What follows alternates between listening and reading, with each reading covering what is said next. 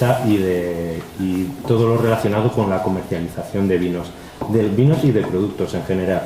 Él es licenciado en Ciencias Empresariales por la Universidad Autónoma de Madrid. Hizo también y tiene un máster, un MBA en el IES en Barcelona. Comienza su vida profesional en la empresa Best Foods, en el departamento de marketing, que es una empresa pues, que se encarga de o tiene productos tan conocidos como marcas tan conocidas como puede ser Starbucks, y estaba pues dentro del departamento de marketing. Después entra también en el departamento de marketing del grupo Carrefour, ¿no? como responsable de marketing y demás. Y a partir del año 2001 entra en la empresa familiar, en Félix Solís, y está los 2 primeros años como formación en el área comercial, tanto nacional como de exportación. Y a partir del año 2003 es cuando ya coge las riendas del departamento de exportación y comienza, o es desde el año 2003 director de exportación, y desde hace un par de años es director de exportación y marketing, ¿no? Ahora mismo pues es el director de exportación y marketing del grupo Félix Solís, y según me estaba comentando, pues en un futuro próximo cogerá más responsabilidades, que no me salía, gracias. Si no son pocas estas, que yo creo que ya son bastantes, o sea que, entonces nada, bueno, pues yo creo que sin más, Félix, lo mejor es que les cuentes. Muy bien, muchas gracias, Quintín, señor director del máster. Os quiero dar las gracias por esta oportunidad un poco de dar una clase en el máster del que tanto se ha hablado, ¿no? De Castilla-La Mancha, el máster del vino. Y bueno, yo voy a hablar un poco de lo que es nuestra experiencia en China en particular, pero voy a comenzar un poco haciendo una pequeña referencia a lo que ha sido la historia de nuestra empresa y también un poco hablando de nuestro departamento internacional y de nuestra experiencia internacional en general, ¿no? Que creo que es interesante, ¿no? A ver si funciona esto. Bien. Bueno, Félix Solís es una empresa familiar que se fundó a finales de los años 50. Es una empresa 100% familiar, en la que hay 4 accionistas, que son 4 hermanos, y aunque familiar, es una empresa que está totalmente profesionalizada. Es decir, los 4 hermanos son miembros del Consejo de Administración, teniendo cada uno una participación del 25% en la empresa, pero solo uno, que es Félix Solís Yáñez, es el que está en el día a día de la empresa como presidente y consejero delegado de la empresa. La empresa, perdona, ¿quién me puede ayudar alguien con la presentación? Es que se está pasando solo, creo. ¿Sabes? Pues no sé, macho, aquí como... Es que se pasa solo. Quitar el temporizador. Es que a lo mejor hay temporizador, ¿sabes? Espérate, a ver. ¿Cómo lo doy? Aquí. No, buena idea, macho. ¿Sabes darle tú o qué?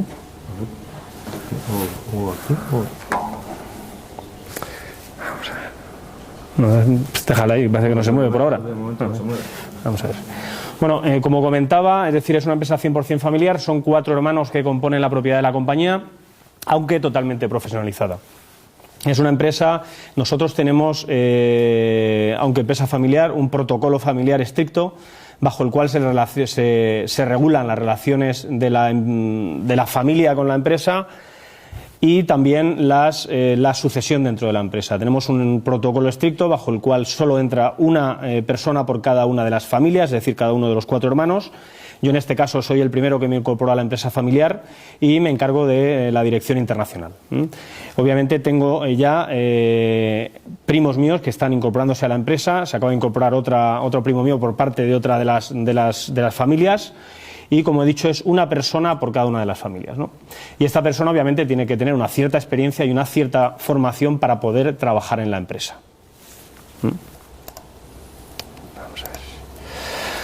Voy a hablar ahora de nuestra empresa. Nuestra empresa es una de las empresas líderes en España en lo que se refiere a la producción y comercialización de vino. Durante el año 2010 produjimos aproximadamente 250 millones de botellas, lo que son en torno a 220 millones de litros, entre nuestras plantas de Valdepeñas, donde está la planta principal, Toro, la Ribera del Duero, Rueda y La Mancha. Nuestra participación de lo que es el mercado doméstico y el mercado internacional es un 52% de la facturación se hace en el mercado internacional y un 48% dividido entre mercado de hostelería y mercado de alimentación en el panorama nacional. Es importante decir que, aunque exportación es el 52% de la facturación, es casi el 65% del beneficio, por el mejor mix de producto que hay en el mercado de exportación, ¿no? Nuestro plan estratégico es duplicar en los próximos 10 años. Queremos un crecimiento, tenemos un objetivo de crecimiento del 10% durante los próximos 6 años y para lo cual tenemos un plan de inversiones tanto en activo fijo como en comercialización muy ambicioso de en torno a los 85 millones de euros, que se centran principalmente en nuestra planta central de Valdepeñas. El grupo Félix Solís Avantis es un holding de empresas y de este holding de empresas, de este grupo de empresas, cuelgan dos empresas principales. Una que se llama Félix Solís SL y otra que es Pagos del Rey SL. Félix Solís SL es la empresa propietaria de las plantas de Valdepeñas y de La Mancha. Y Pagos del Rey es la empresa que da nombre a los vinos procedentes del norte de España, denominaciones de origen renombradas como Rioja, Ribera del Duero, Rueda y Toro. Estas dos empresas lo que hacen es que no venden el producto directamente al consumidor. Estas dos empresas venden a Félix Solís Avantis y luego Félix Solís Avantis es el encargado de dar servicios de ventas, marketing y de vender los productos al consumidor, bueno, al cliente final. Si tenéis alguna pregunta que no os quede claro algo, no os cortéis, sin problema. Nuestra distribución internacional la hacemos de dos maneras. Bien directamente desde España con un equipo de comerciales que está basado entre Valdepeñas y Madrid, o bien con filiales directamente en el extranjero. Tenemos, vaya, se me ha ido otra vez. Tenemos 9 empresas filiales, nuestra empresa en República Checa, donde estamos comercializando más de 10 millones de litros, en Alemania, que es un mercado para nosotros muy importante, donde tenemos más de 8 personas trabajando. Tenemos filial en el Reino Unido también, que es un mercado para nosotros también muy importante. En Estados Unidos, donde establecimos una filial hace 3 años. En Francia, donde tenemos una filial pequeña en Burdeos. En Japón, donde también tenemos filial en Tokio, y en México, que es una filial de reciente creación, donde hasta ahora teníamos un representante directo y lo hemos transformado en una empresa filial.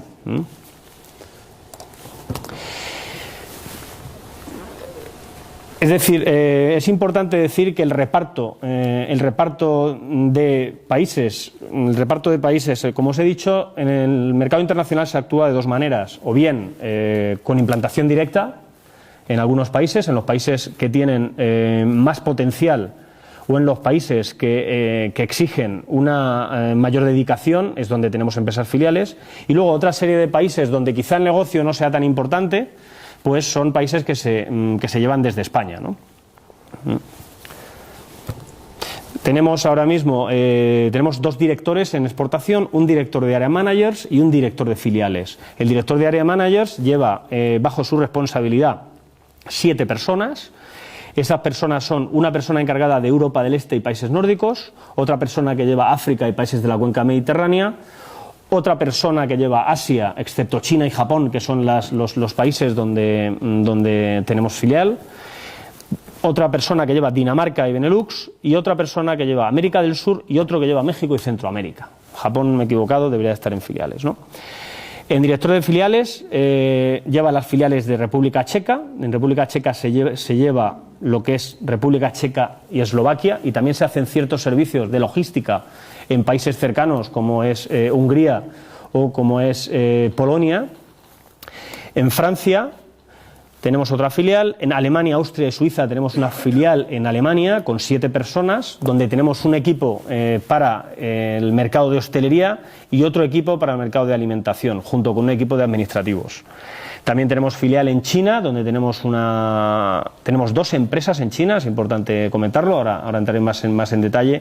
Una empresa de producción, donde envasamos vino, y otra empresa de comercialización.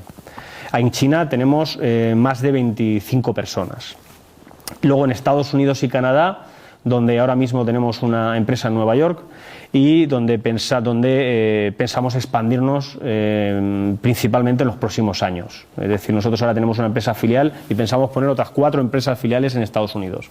En California, en Texas, en Florida y en Nueva York, ¿no? Es decir, 4 empresas.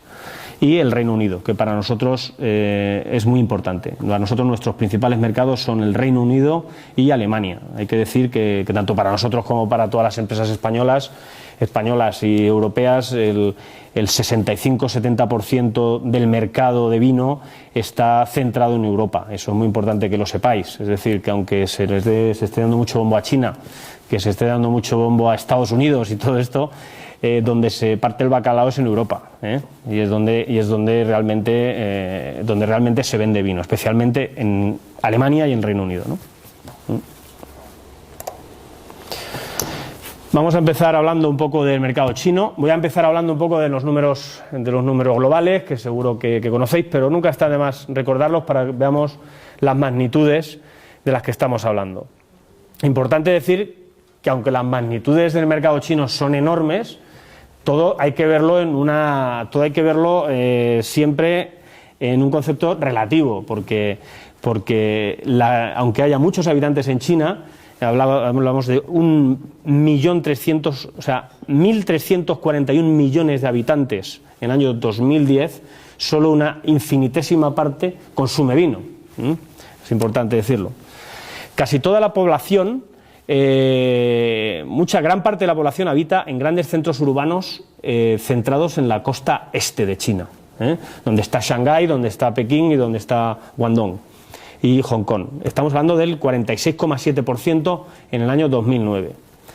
Es importante, porque todo esto que os estoy hablando pues tiene mucho que ver con el consumo de vino, y no solo es aplicable a China, es aplicable a cualquier país en vías de desarrollo, ¿no?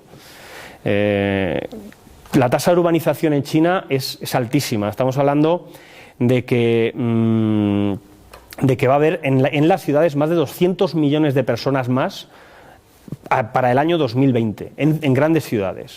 Y hay un gran incremento en las ciudades de segundo y tercer nivel. Es decir, no solo en China, no solo existe Hong Kong, Shanghái, Pekín y Guangzhou, ¿no? Ni Shenzhen. Están creándose una serie de ciudades, estilo lo que pueda ser aquí Valencia, lo que pueda ser aquí Sevilla, lo que pueda ser aquí Toledo, Ciudad Real, pues una cantidad de ciudades increíbles que hacen que ese mercado de esas ciudades sea cada vez más interesante, ¿no? Empieza a haber un desarrollo social mucho más centrado en la calidad de vida, en contra de lo que era anteriormente, que era prácticamente pues subsistencia, ¿no? Porque era un país bastante pobre, ¿no? Pero ya es un país con una riqueza per cápita que está creciendo a pasos agigantados y donde la gente ya está pensando en sí misma y donde la calidad de vida pues cada vez es más importante, ¿no? Importante también para el tema del vino y para todo, para el comercio también, es el creciente turismo emisor. Hasta hace muy poco tiempo, desde China no se podía salir. Es decir, la gente normal no podía ir de turismo a los países occidentales, ¿no? Solo podía ir bajo una invitación muy estricto, había que hacer muchísimos documentos y la verdad es que era una pesadilla, ¿no? Ese tema. Ahora hay muchísima gente que viene a los países, o sea, que viene a España, que viene a ver Barcelona, etcétera, ¿no? Por lo tanto, están expuestos a esa cultura del vino que tenemos y a nuestra cultura, ¿no? El Producto Interior Bruto de China en el año 2010 fueron 4.302 billones de euros, lo que supone un crecimiento anual, un crecimiento del 10,3% sobre el año 2009. Es decir, esta gente ya salió de la crisis hace tiempo, ¿eh? Importante decir que la tasa en los últimos 20 años, la tasa anual compuesta de crecimiento ha sido de un 14,6% del PIB y el PIB per cápita del 13,1%. Importante otro tema, China es el país con más ricos del mundo. Es decir, el mercado del vino está orientado en China a las clases medias altas, altas y muy altas. Hay que decir que hay más de 100 millones de ricos en China, lo que hace que sea un mercado muy, muy interesante para el vino y para el vino de calidad, ¿no? Por lo tanto, he dicho que es uno de los mercados más importantes del lujo a nivel mundial, ¿eh? Con unas previsiones de casi el 20% de crecimiento en las próximas décadas. ¿Vale? Aquí, lo que he dicho antes, un poco vemos una relación anual desde el año 97 al año 2010, donde en el año 97, cuando incrementó el PIB un 9,3%, en el año 2010 un 10,3%, unas tasas superando los 2 dígitos en la mayoría de los casos.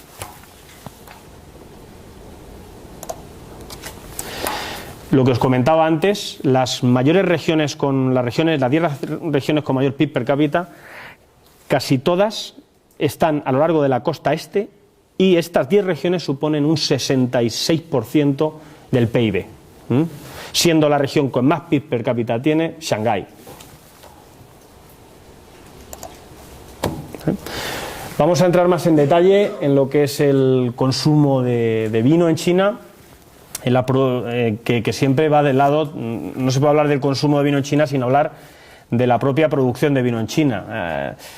Tengo que decir que el gobierno chino da unos datos que en este caso son de 960 millones de litros, pero que yo no me los creo ni yo, ¿no? Porque, es decir, yo creo que son datos que los dan porque hay muchas bodegas que están importando muchísimo granel y realmente no se corresponde la importación de granel que están haciendo con la producción de vino que dice que tienen.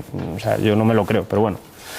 Vamos a centrarnos en el consumo. El consumo en el año 2009 es de 925 millones de litros. Y esto es un consumo que es muy importante teniendo en cuenta que en el 2004 fue de 423 millones de litros. Hay un crecimiento del consumo anual de media del 13% aproximadamente. Un consumo per cápita en el año 2010 de 0,69 litros. Que si en España estamos mal, pues aquí están peor todavía, ¿no? 0,69 litros, pues imagínate, es decir, yo creo que a medio plazo, para que veáis el potencial de este mercado, a medio plazo podríamos suponer que el consumo de China pueda llegar al consumo de Japón, que es en torno a los 2 litros, 2,2 litros. Solo con que llegase a los 2,2 litros estaríamos hablando de un incremento de casi 4 veces sobre el consumo actual, cosa que también lo hace muy interesante. Producción local de vino, 84%. Claro, en esa producción local se incluye lo que proviene de las viñas chinas más lo que proviene del exterior. Hay que decir que la plantación de viñas en China, aunque la viña existiría en China desde tiempos inmemoriales, pero realmente las plantaciones de viñas en China en serio se han hecho desde hace poco tiempo, ¿no? Entonces el vino chino, la uva china todavía no tiene un grado de madurez y no da unas características organolépticas al vino correctas, por lo tanto tienen que mezclar vino con el vino importado. Por eso hay una gran importación de vino a granel, porque ellos, el vino chino por sí solo, de uva china, aunque os digan que sí, realmente no existe. O sea, siempre es una mezcla con vino que proviene de España en su mayoría, en este caso de Chile, ¿no? Entonces, hay que decir que la poca producción, la producción de uva que hay, no es una producción como en España, es decir, que hay minifundios, que hay agricultores que mandan sus uvas a la bodega, etcétera, ¿no? Aquí la mayoría de la producción pues son de viñas que pertenecen a las propias bodegas, y no existe la figura del agricultor suministrador de uva. Hay que decir que en China hay grandes bodegas, que os voy a decir antes, grandes embotelladores podríamos decir, ¿no? Las más grandes pues son Changyu, que es la empresa más grande, que está en Yantai, está Great Wall y está Dynasty. Estas empresas dominan el 80% del mercado. no hay que menospreciar nunca estas bodegas, porque la verdad es que son enormes. Yo he estado en Chanyu y es una bodega con una capacidad de casi 100 millones de litros. Es decir, casi pocas empresas fuera de China tienen esa capacidad, ¿no? Eso, y además muy, muy modernas, ¿eh? Perdona, ¿ese 84% de producción local no sabemos qué porcentaje sería el local y el de...? Sí, bueno, te dicen los chinos que son 960 millones de litros, pero que no es verdad. Es decir, ¿entiendes? O sea, ya el dato está viciado de partida, porque es que en China, como en teoría no hay transparencia en los datos, pues realmente no se sabe. Pero yo apuesto a que de esa producción de 960 millones de litros, apostaría que más del 60% es vino importado. Entonces, vamos a ver las formas de consumo de vino.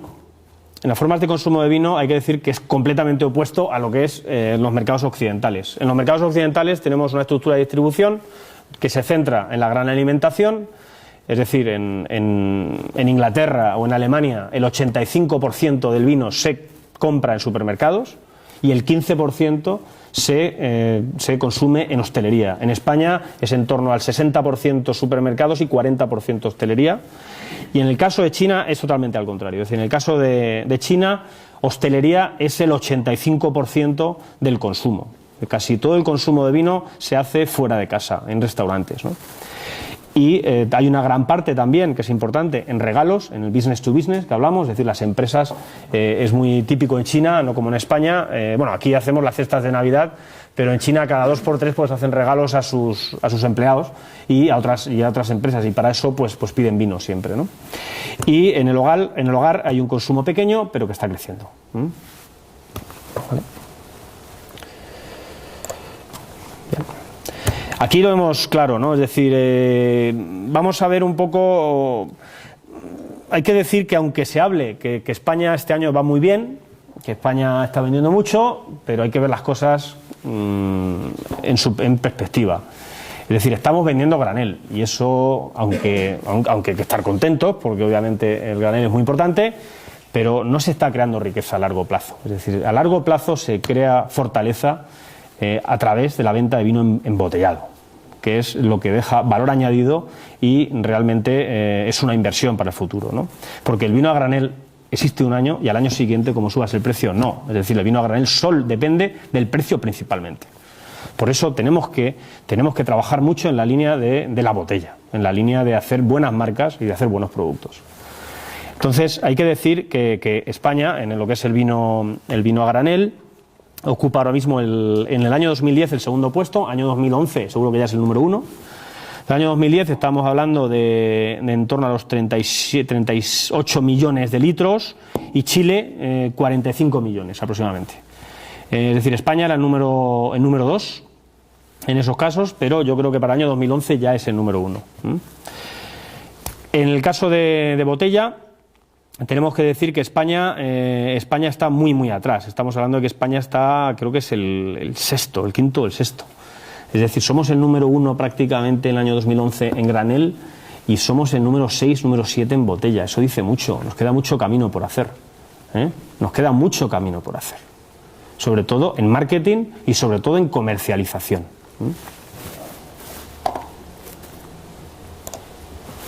¿Vale? Bien.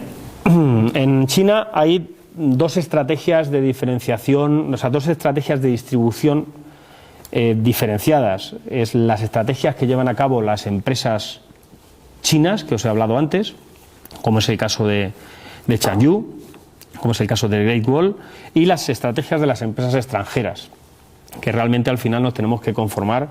Estoy hablando de vino en botella, que al final nos tenemos que conformar un poco con las obras, ¿no? Entonces hay que decir que las empresas chinas cubren la nación en completa a través de contratos de exclusividad con grandes distribuidores regionales que llevan exclusivamente sus marcas. Es decir, esos distribuidores regionales normalmente no llevan las marcas, nada más que las de las empresas chinas, ¿no?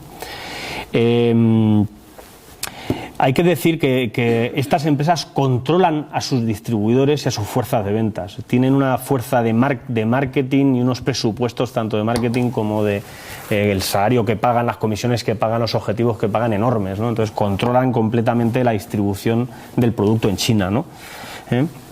Hay que decir que levantan muchas barreras a la competencia, es decir, donde se consume fuera de los chinos, cuando salen a consumir fuera de su casa, van a restaurantes chinos, obviamente, no van a restaurantes occidentales.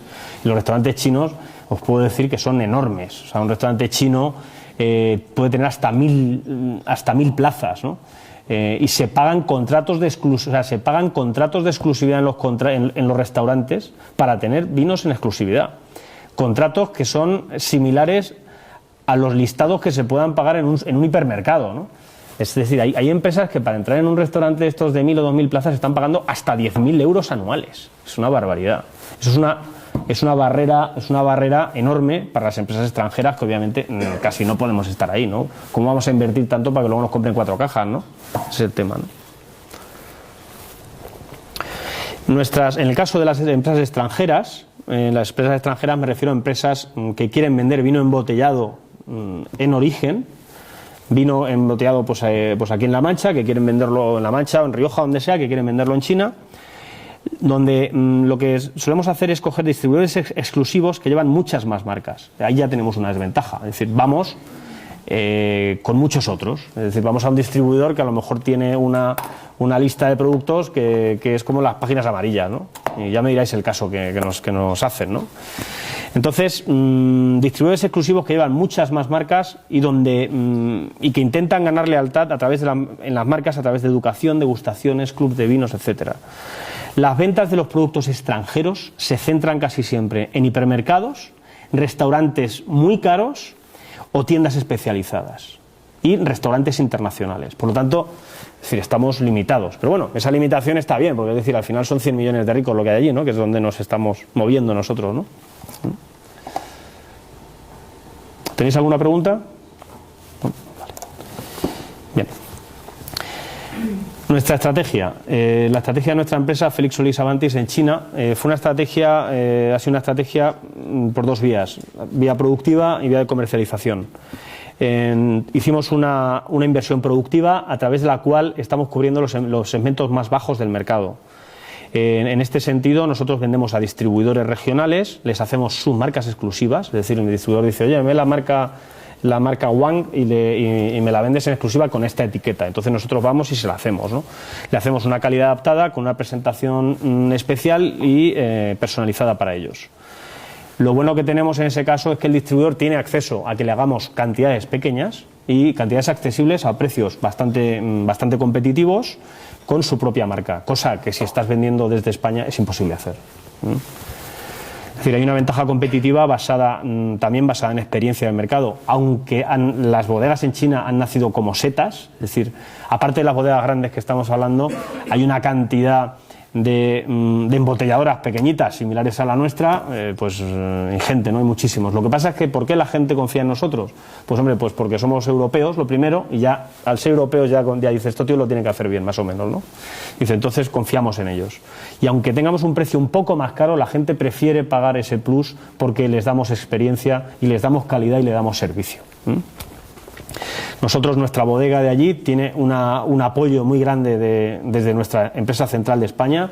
Nuestra personal técnico, nuestro personal de mantenimiento viaja allí más de 4 veces al año para poner a punto las máquinas, para vigilar cualquier desviación que hay, etcétera. Y eso a los chinos, pues obviamente les da mucha confianza, sobre todo viendo lo que se cuece por allí, ¿no? Mira, últimamente que están haciendo, creo que hacen fideos con tinta o no sé, ya ha salido, ¿no? Unas barbaridades, ¿no? Y por otro lado, hablamos de la inversión comercial, la inversión en una empresa de trading. Es decir, en esa empresa que se llama Pagos del Rey China, lo que hacemos es importar vino envasado en origen, tanto de España como de otros países. En principio, España es para nosotros obviamente lo más importante, pero también hemos abierto el abanico a tener vinos de Francia y vinos de Chile, en principio, ¿no? Con esto cubrimos los segmentos más altos del mercado. Y nos permite esta empresa, creamos esta empresa porque ya teníamos la empresa productiva y teníamos un almacén, la verdad, bastante grande. Con ese almacén nos sobraba espacio y realmente ahora podemos tener almacenamiento de producto terminado en China sin que nos cueste realmente nada, ¿no? Entonces, los requerimientos de pedido son pequeñísimos. Nosotros tenemos vino de Rioja, vino de Rueda, vino de Valdepeñas, vino de la tierra, vino de mesa, sangría.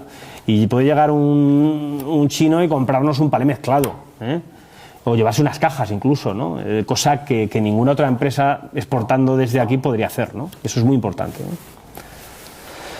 También es importante comentar que nuestro interés no es ganar dinero en China, es ganar dinero en España. Por lo tanto, actuamos de una manera diferente al importador tradicional chino, que tiene el importador y distribuidor tradicional chino, tiene unos márgenes increíbles porque tiene una estructura bestial, tiene muchísimos vendedores, tiene que pagar unas comisiones, tiene que pagar unos objetivos, tiene unas oficinas, tiene coches, etcétera.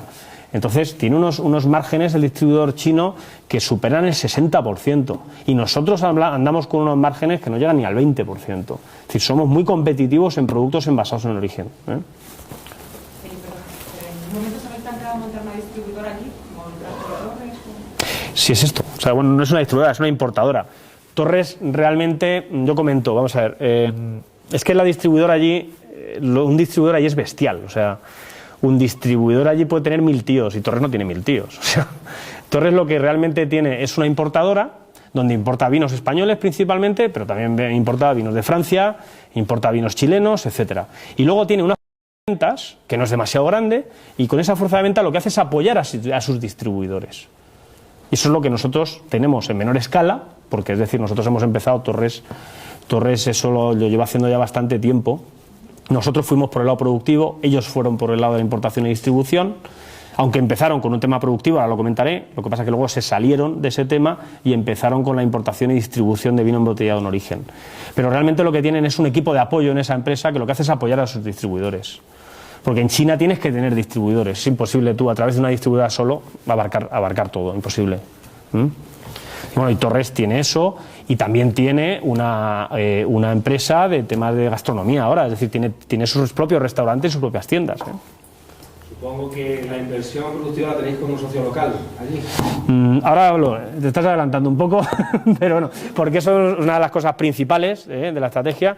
Efectivamente, ahora lo veremos a través de un socio local, pero en muy poco porcentaje. El diseño de los vinos, cuando un cliente en China te pide, quiero un tinto, un tempranillo con un X gramos de azúcar, etcétera, etcétera, ¿ellos ya saben exactamente lo que quieren comprar o les ayudáis a diseñarlo, ponéis lo que queréis? Es muy básico el tema, O sea, es muy básico, es decir, excepto nosotros exportamos también a granel a otras bodegas, es decir, Chanyu, por ejemplo, y Great Wall le vendemos a granel. Ahí sí que son profesionales cuando les toca hacer la mezcla, es decir, vienen aquí, dicen, oye, yo quiero esto con un poco más de azúcar, quiero un poco más consistencia, quiero más estructura, más cabernet, tal. Pero realmente cuando estamos envasando allí, ten en cuenta que estamos envasando un producto, cuando envasamos allí, envasamos un producto de calidad media-baja. Y allí no se mira prácticamente ese tema, ¿sabes? Son vinos secos lo que se consume, tipo Cabernet Sauvignon. Un vino que tenga mucho color y que le sepa bien y fuera, ¿sabes? O sea, que no son complicados, no son como los alemanes ni como los ingleses, ¿sabes? ¿11 grados? ¿Hasta qué grado llegas? Ahora lo veremos, pero vamos, estamos hablando de vinos de 12 a 13 aproximadamente. No les gustan los vinos muy fuertes, ¿eh? Hay que tener en cuenta que los chinos de 12, es decir, aunque pongan en la etiqueta sí les gusta que ponga 12 y 13, pero como le metas un vino de 13 lo matas al tío, o sea, le tienes que meter un vino de 12, bueno, ¿sabes? Venga. Vamos a hablar ahora un poco ya de todo lo que estáis preguntando. Nosotros en China pues empezamos la exportación hace 8 años, no, ya hace bastante más ya, 98, estamos hace 13 años. Inicialmente, voy a empezar, nuestro comienzo en China fue anterior al establecimiento, obviamente, de nuestra empresa, ¿no? Nosotros empezamos allí exportando vino envasado y vino a granel. Y más tarde, viendo las perspectivas del mercado, viendo que China estaba creciendo, que China se estaba abriendo al exterior a través de las ciudades, de los tipos de economías capitalistas que se estaban estableciendo en las principales ciudades, como es el caso de Shanghái y Pekín, ahora ya está generalizado, pero entonces se hicieron, no era todo, la mayoría era comunista y solo había 2 o 3 ciudades que realmente estaban abiertas, ¿no? Y entonces, viendo el boom que suponía China, pues nosotros decidimos empezar a estudiar más en serio la posibilidad de una implantación en China, ¿no? Entonces, lo que hicimos fue instalar en principio una oficina de representación con una persona, y esta persona pues empezó a coger datos, a ver el mercado y a hacer prospección de mercado. Cuando ya vimos claramente que sí que había un potencial de vino, o sea, de consumo de vino, decidimos buscar un socio chino y establecernos en China. Entonces, en la búsqueda del socio adecuado es siempre, o sea, de un socio, siempre es importante coger una persona que aporte algo a la empresa.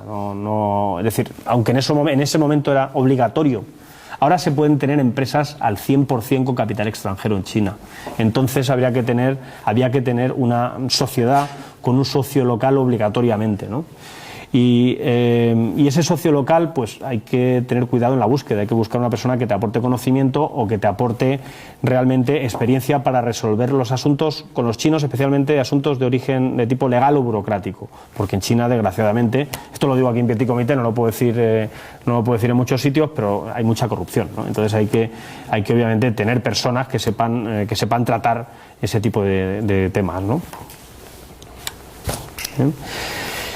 Aunque muy difícil, porque realmente casi siempre, y de hecho lo que hizo Torres, que ahí no anduvo bien, Torres fue al 50% con una empresa china y al final le resultó rana esa empresa y los chinos se quedaron con la empresa. Y Torres tuvo que establecer otra empresa de importación y distribución y abandonó la vía de producción.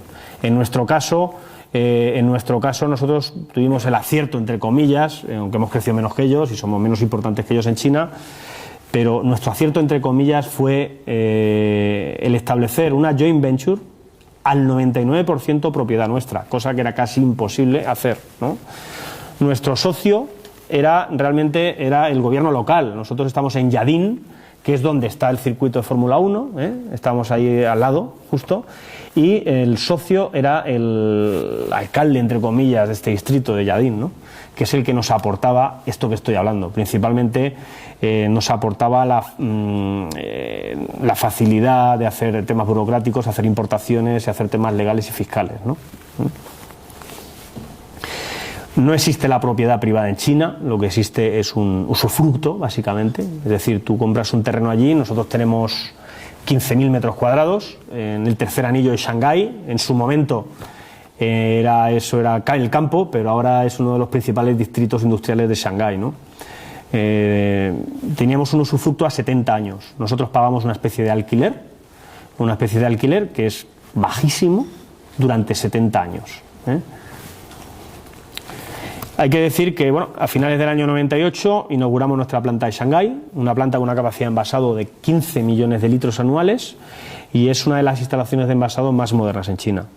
La dimensión de la inversión fue en torno a los 5 millones de euros aproximadamente. Tenemos un consejo de administración de 7 personas, son 6 consejeros de Félix Solis S.A. y el socio chino. Todas las funciones del día a día ejecutivas están delegadas en nuestro director general, que reporta, en este caso, al director de filiales y quien reporta a mí, ¿no? Personal. Voy a hablar aquí un poco, esto es un tema clave en la hora de implantarse en China y de implantarse en cualquier país. Tenemos la creencia falsa de que hay que llevar a españoles a los sitios, ¿no? O sea, para sentirnos a gusto. Entonces hay que huir de esa idea un poco, ¿no? Es decir, tanto nosotros, nuestra política, tanto en Alemania como en Chequia, en Francia, es tener personas locales. Es decir, es muy importante cuando haces una empresa filial tener personas que conocen el negocio del país y que conocen la cultura del país. La cultura siempre es importante y eso lo único que lo conoce es el que realmente es de ese país. Y en el caso de China es Bueno, si en el caso de Alemania el 30% de importancia tiene la cultura, en el caso de China es el 90%. Entonces, nosotros cometimos el error al principio en China de mandar mucho personal expatriado español. Mandamos más de 6 españoles, pagándoles un salario enorme, pagándoles los colegios a los chicos, pagándoles el coche, pagándoles el apartamento y luego además su salario. Y luego no valía para nada, porque no vendían ni 2 cajas. Entonces, claro, tener ahí para vender lo que vendíamos, que no empezábamos ni vendiendo ni 1,5 millones de litros, ¿no? Que no es nada. Entonces, y teniendo 6 tíos cobrando más de 100.000 euros, pues ya me digas, sale a 2 euros por botella, ¿no? Es una barbaridad, ¿no? Entonces los costes de estructura eran enormes. Hasta que no nos dimos cuenta de eso, es decir, pasaron 7 años prácticamente, donde realmente casi nos hicieron replantearnos la inversión completa, de casi cerrar, hasta que tomamos la calle del medio y dijimos, macho, aquí todo el mundo a la calle, o sea, así de claro, todo el mundo a la calle y aquí se pone todos chinos. Ahora, todos chinos, cuidado. Es decir, no puedes poner a cualquier chino, porque si coges a cualquier chino, te engaña y se queda con la empresa, ¿no? Entonces, lo que hicimos básicamente, yo cuando hice el máster, el IES, lo hice con una compañera mía, era china, y éramos muy amigos, y bueno, y nos pusimos a hacer una búsqueda de un director general chino, y se presentó este chico, que además yo lo conocía de varias fiestas que nos habíamos dado en Barcelona, y dijo, oye, macho, pues vente para allá y tal.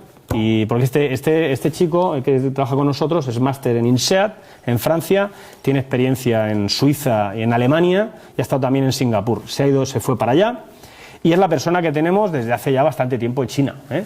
Y gracias a él, nuestra empresa ahora pues es una empresa que está aportando el mayor beneficio dentro de las empresas filiales de Félix Solís. O sea, estamos muy contentos, y es una persona de confianza. Bueno, dentro de lo que cabe, tener confianza con una persona china, pero sí que es una persona de confianza y en la que podemos confiar para el futuro, ¿no?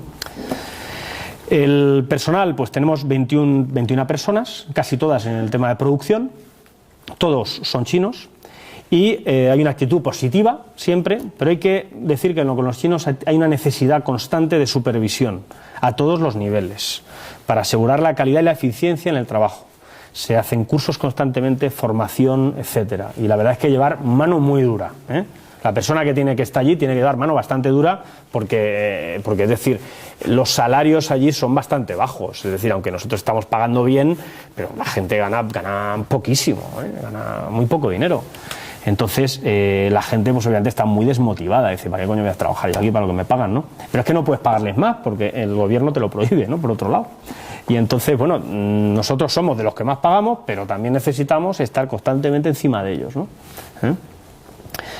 A mí me contaba un amigo mío que trabajaba en Panrico, que se fue a China de director de planta, y lo primero que vio cuando llegó allí es que había una máquina que soltaba los donuts, así, despacio, y soltaba 2 donuts cada 2 segundos. Entonces esto es súper lento, y había un chino que cogía los 2 donuts y lo metía en la caja, iba así el tío, los donuts y la caja. Decía, joder, macho, si esto es muy fácil incrementar la producción, dale más caña a la máquina, ¿no? Coge el tío, le da más caña a la máquina, empiezan a hacer los donuts, pero el chino sigue igual. Entonces, la mitad de los donuts a la basura, ¿sabes? Y al final es lo que pasa, ¿no? Y eso es un ejemplo de cómo trabajan allí, ¿no? Lo del socio local ya lo he comentado. Es muy importante tener el socio adecuado para que te ayude en los temas burocráticos y de relación con el gobierno. La relación con el gobierno es fundamental y la relación con los funcionarios es fundamental. Ellos manejan el país, ¿eh?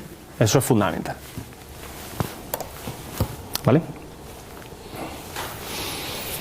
Bueno, vamos a hablar un poco de lo que es la estrategia de ventas del vino embotellado en China. En China se puede hablar del vino embotellado en China, me refiero, producido en China. Nosotros vendemos a lo que son cuentas grandes, donde tenemos cadenas europeas que están establecidas en China, como es el caso de Walmart, como es el caso de Auchan, como es el caso de Carrefour, como es el caso de Tesco, donde hacemos marcas privadas y marcas exclusivas para ellos. También vendemos a bodegas chinas, vino a granel. Nosotros tenemos una capacidad, como he dicho, de 15 millones de botellas y tenemos mucha capacidad de almacenamiento de vino. Por lo tanto, eso nos permite tener stock de vino a granel y que podamos venderle 1000 litros a uno, 500 a otro, etcétera, ¿no? Cosa que no podría hacer directamente, porque lo mínimo directamente estaríamos hablando de 24.000 litros, que es un FlexiTank, ¿no? Eso por ahí. Luego tenemos los grandes distribuidores, que hemos dicho, suelen ser distribuidores regionales a los que se les hace marcas exclusivas, ¿no? Aquí la prioridad principal, en el caso del vino que envasamos en nuestra planta en China, es el precio, después la calidad y la eficiencia en la entrega. Es muy importante. Luego tenemos compañías pequeñas, también compañías pequeñas que son pertenecientes a chinos o a extranjeros, y les hacemos pequeñas marcas exclusivas con pocas producciones, ¿no? Es muy importante el servicio que damos, porque nosotros tenemos un diseñador, es decir, le damos un soporte de marketing y además les hacemos una botella como quieran. Es decir, tú quieres una botella que pese 600 gramos, pues de 600, de 1 kilo, pues de 1 kilo. Que quieres malla, pues malla. Pues si quieres la cápsula de oro, pues de oro. Lo que quieras. Y le hacemos un producto ad hoc. Y encima solo le exigimos que haga 1000 botellas. Eso no se lo hace nadie. Por eso es una cosa que aprecian mucho, ¿no? También les damos crédito, ¿eh? Es importante decir que la mayoría de las empresas chinas, españolas que están vendiendo allí, pues están vendiendo por el pago por adelantado con carta de crédito, ¿no? Entonces, allí lo bueno es que nosotros nos podemos permitir incluso vender sin ningún tipo de cobertura, ¿no? Y vender porque son cantidades pequeñas, ¿eh? ¿Vale? Nosotros tenemos unas ventas en el año 2010 de 4.200.000 botellas tuvimos y las ventas estimadas del 2011 es de 7 millones de botellas aproximadamente. Sí, los chinos normalmente ¿a cuánto te pagan? ¿A cuántos días? Esas pequeñas ventas que... Los chinos suelen pagar a 45 días aproximadamente, de 30 a 45. Pero vamos, todo se basa en la confianza. Sí. El chino que no paga allí pierde la cara. Es decir, tú al estar relacionado con el gobierno, al tener un peso allí, pues no se pueden permitir el dejarte de pagar, ¿sabes? Cuando eres un extranjero que estás fuera, les da igual, ¿vale? Pero cuando estás allí y conoces a muchos clientes, conoces a muchos proveedores y tal, el chino te va a pagar seguro, ¿sabes? O sea, que no hace falta ni siquiera empresa de cobertura. ¿Cómo te suelen pagar? ¿Por cheque, transferencia o...? Pues allí pagan, pues las formas normales, o por transferencia o a tocateja también, mucho, ¿no? Félix, perdona, no puedo resistirme. ¿Qué haces con el renminbi? ¿Qué haces con el dinero? ¿Lo inviertes todos ahí? ¿Qué haces con la moneda? Efectivamente, buena pregunta. Pues efectivamente, buena pregunta, porque es que no se puede sacar del país casi, ¿no? Entonces sí, como no tenemos unos beneficios muy exagerados, pues realmente casi todo lo que estamos haciendo es reinvertirlo, ¿no? Los beneficios que tenemos ahora los estamos casi todos reinvirtiendo. Hasta ahora nos dedicábamos a pagar deudas de nuestra propia empresa, es decir, Felix Solís España vendía Felix Solís China, y hasta hace un año dedicábamos el dinero a pagar nuestras deudas atrasadas, ¿no? Ahora ya hemos pagado todas las deudas y decimos, ¿y ahora qué hacemos con el dinero, no? Entonces ahora es cuando se nos está planteando el tema de hacerlo, ¿no? Entonces, pues hay te puedes imaginar, es decir, pues a través de servicios de marketing, a través de servicios de otras filiales, el sacar dinero se hace poco a poco, no te dejan sacar muchas cantidades, hay unos controles muy, muy, muy fuertes, es complicado. O sea, casi todo el dinero por ahora se queda ahí. Bueno, me refiero al beneficio, no que no nos paguen. Bien. Bien, es importante decir los antecedentes. Shanghai, Pagos del Rey Shanghai Trading es la otra empresa que hemos hablado antes. Es la empresa que se dedica a la importación de vino envasado en origen. Es la otra estrategia de trading que hemos dicho. Hemos hablado hasta ahora de la producción en China y ahora vamos a hablar de la comercialización de vino embotellado en origen. Nosotros establecimos Pagos del Rey Shanghai en agosto del año 2009 con un capital de 100.000 euros y personal, pues 2 vendedores y un asistente, y el resto pues aprovechamos los recursos de Felix Solís Shanghai.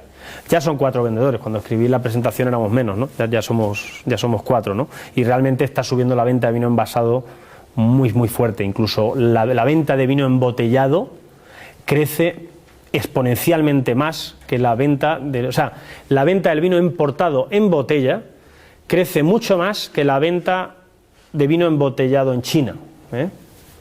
Si la venta de vino embotellado en China está creciendo una media del 7 al 8%, el vino importado está creciendo de una media del 36% anual. Aunque obviamente la masa crítica es mucho más pequeña, ¿no? El objeto es la venta de vino importado embotellado en origen. En principio, España. Lo que pasa es que tú en China no puedes ir con un vino español solo. O sea, ¿dónde vas? ¿No? Es decir, tú tienes una empresa de importación y distribución y ¿dónde vas solo con vino de La Mancha o vino de Rioja? Dicen, bueno, usted no tiene por ahí vino francés o no tiene vino chileno. Entonces es fundamental tener vinos de los que tiran. Es decir, hay que tener siempre un vino que te permita el introducir los tuyos. En este caso, pues nosotros hemos decidido tener vino francés y vino chileno porque son los vinos que realmente más están de moda y que más están creciendo en China, ¿no? Y lo que tenemos son, en Francia, pues tenemos las 8 regiones principales, y en Chile no hemos empezado 100%, pero estamos en conversaciones con una de las mayores empresas de Chile de vino envasado para llevar el vino. Es decir, la política de Pagos del Rey es mucho más alto nivel, esa empresa es de mucha calidad, ¿eh? ¿Vale? La estrategia de la venta de vino embotellado en origen, que es diferente a la estrategia de vino embotellado en China. Aquí tenemos varias formas de vender. Vendemos bien a grandes distribuidores con exclusividad de marca en toda China, a los que se le da el servicio de facturación y entrega directamente desde España. Es decir, tenemos clientes, para el caso de nuestra marca Viña del Bali, que es la más conocida, nuestra marca Viña del Bali la tenemos con el mayor importador en China, que se llama C&D, que está en Fujian, y lleva toda China, ¿eh? Y se le da el servicio de facturación, los contenedores van directos, etcétera, todo, ¿no? Y luego hay, aunque desde allí se les da servicio de marketing y de apoyo a ventas, ¿eh? ¿Vale? Y luego hay pequeños distribuidores sin exclusividad de marca, donde el servicio de facturación y entrega se hace a través de nuestra empresa en Shanghái, Pagos del Rey Shanghái. Ahí, por ejemplo, pues ahí siempre nos guardamos una serie de marcas. En cada región nos guardamos una marca. Nosotros tenemos siempre en todas las regiones 2 o 3 marcas principales. Una marca con la que solemos ir al mercado de gran alimentación y otra marca con la que vamos al mercado de hostelería. En algunos casos tenemos incluso una tercera marca importante. Entonces siempre guardamos una línea para nuestra empresa Pagos del Rey Shanghái, y desde ahí pues lo tenemos almacenado, no damos exclusividad a nadie y podemos servir pues a restaurantes, a un distribuidor pequeño, etcétera, ¿no?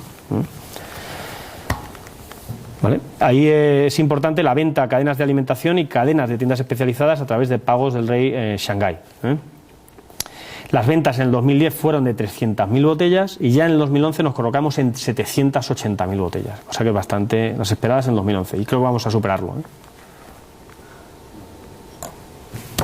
Bien, voy a hablar un poco de lo que es el entorno de negocio de China y a qué nos tenemos que atener cuando estamos haciendo negocio en China, ¿no? Lo que más, la mayor barrera en China no son las barreras arancelarias, sino es realmente la forma de aplicar las leyes, la discrecionalidad, por decirlo de alguna manera, ¿no? Hay que decir que existe muy poca concreción en las leyes y su aplicación. La discreción del funcionario es enorme. Es decir, le tienes que caer bien al funcionario, ¿no? Ya me entendéis, ¿no? Entonces le tienes que caer al funcionario bien, y entonces dependiendo de eso, pues tú tendrás una prioridad y unos tiempos de importación, por ejemplo, diferentes a otros, ¿no? La multa que te puedan poner por una infracción depende mucho, como hemos dicho, de la discreción del funcionario, por lo que la relación personal, entre comillas, y el conocimiento de la cultura china es muy, muy importante. Hay problemas en el marco legal que todavía persisten, es decir, hay un precio mínimo para los despachos de aduana, es decir, y es un problema para España, porque España es un país que produce a muy buen precio, a muy buena relación calidad-precio, y ellos no se creen realmente que nosotros podemos producir un vino a granel a un precio entregado allí de 0,50 euros litro. Dice, eso es imposible, esto vale 1 euro litro. Y ya está, tú pagas impuestos sobre 1 euro, porque lo dicen ellos, ¿no? Entonces hay un precio mínimo y realmente se está hablando de ese tema ahora, ¿no? Las inspecciones que se hacen de calidad e higiene en las aduanas a los contenedores son muy subjetivas y, vuelvo a decir, abiertas al criterio del funcionario. puede ser que te encuentres solo una botella que se le haya quedado la etiqueta y te pare la importación y te devuelvan el contenedor entero. Depende, ¿sabes? Obligatorio el uso de contraetiquetas en chino, que también es algo salvable conociendo al funcionario. Luego, hay una reglamentación sobre aditivos en productos procedentes del vino que no está clara. Se puede decir que por ejemplo, la sangría está prohibida en China ahora mismo. Cosa que fíjate que China es un país que está en la Organización Internacional de Comercio y no se entiende esto, ¿no? O sea, porque el uso de cítricos, los componentes que lleva la sangría no está permitido. Entonces, realmente ahora mismo, este es un tema que se está hablando y yo creo que se va a subsanar próximamente. De hecho, ha estado Zapatero y ha estado Josep Puigdemont allí y yo creo que es un tema que próximamente se solucionará. Pero hasta ahora no se ha podido exportar sangría a China. La sangría que hay en China se hace allí y los paquetes que veis de China allí han pasado, pero ilegalmente, eso está claro, Y luego las auditorías son constantes. El vino a granel, cuando pasa, te lo miran con lupa. Las auditorías de calidad que tenemos en nuestra planta son constantes y muchas veces subjetivas y aplicando criterios diferentes cada vez que va un funcionario. Por eso ayudan las buenas relaciones. Nosotros tenemos un presupuesto aparte para eso, ¿sabes? Pero te puedes imaginar, ¿no? Y bueno, pues ahora mismo el tema del granel y embotellado no está realmente en el arancel, que el arancel está en torno al 20%, porque es similar en los dos. El tema del granel es que el tema del granel es que hay un impuesto al consumo en China. Hay un impuesto al consumo que es una especie de impuesto por anticipado que se paga. Es decir, yo en China es muy complicado. Es que no lo quiero explicar porque es súper complicado. Pero es decir, yo cuando estoy produciendo tengo que pagar antes de vender la botella al gobierno chino por el valor de esa botella. Y luego el gobierno chino me lo devuelve. Eso no existe en el caso del embotellado. Es complicado el tema. Es decir, la hoja de granel frente a la botella no es el impuesto. Que os quede claro eso. ¿Vale? Es el servicio, como he dicho, las cantidades mínimas y el que le pueda hacer un producto ad hoc, ¿no? ¿Vale? Vamos a hablar un poco del consumidor.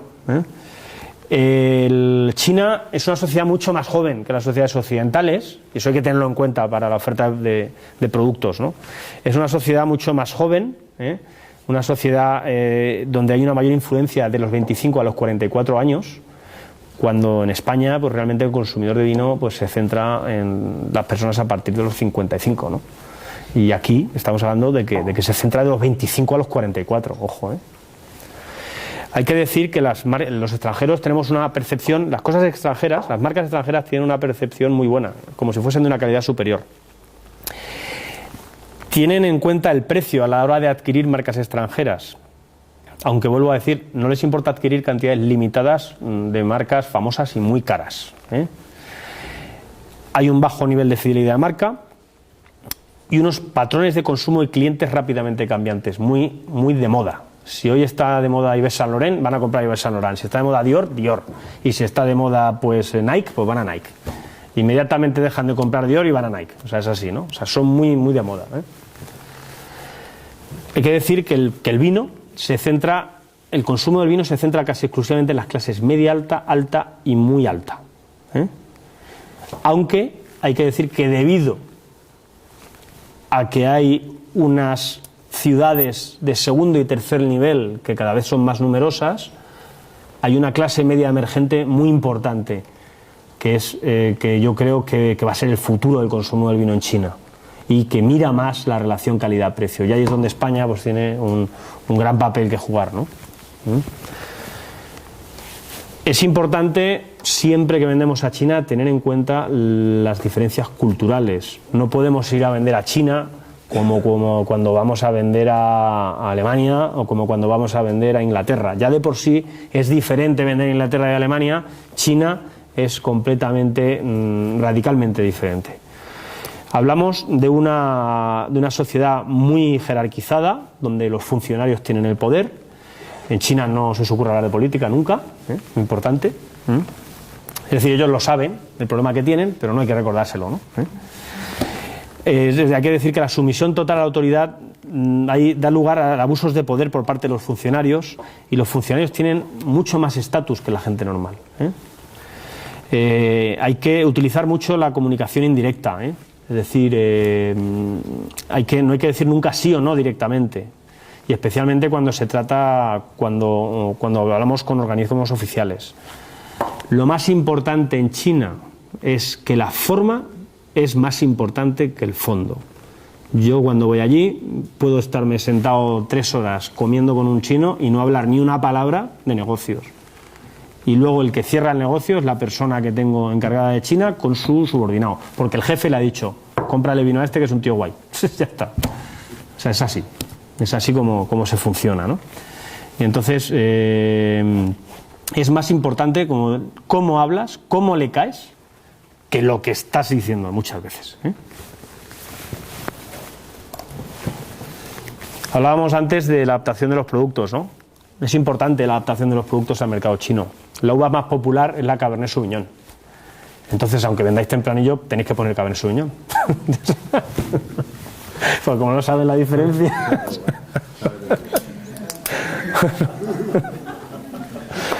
Entonces, hay que decir que el vino más popular de China es el vino tinto seco, sin azúcar. Es el vino tinto seco, vuelvo a decir, un vino con un buen color, con una estructura media y un grado, vuelvo a decir, un grado real de 12%, un grado real de 11,5 a 12,5, se podría decir. Esos son los vinos que más les cuadran a los chinos, ¿no? Son vinos fáciles de beber, con baja acidez y poco tánicos. De hecho, yo estoy teniendo muchos problemas a la hora de vender vino de Ribera y de Toro, ¿no? Por eso los vinos de La Mancha, pues realmente pues son vinos que yo creo que pueden triunfar allí, porque es el vino del gusto chino, Y luego en las presentaciones, por eso digo la uva más popular es el Cabernet, por eso es importante poner el Cabernet en la etiqueta. Es decir, hombre, no digo de que si es Tempranillo pongas Cabernet, quiero decir que siempre que lleve la mezcla un poco de Cabernet. Es decir, que la mezcla lleve un poco de Cabernet para que por lo menos aparezca algo en la etiqueta que ellos directamente conozcan. ¿Perdona, y el consumo de las mujeres?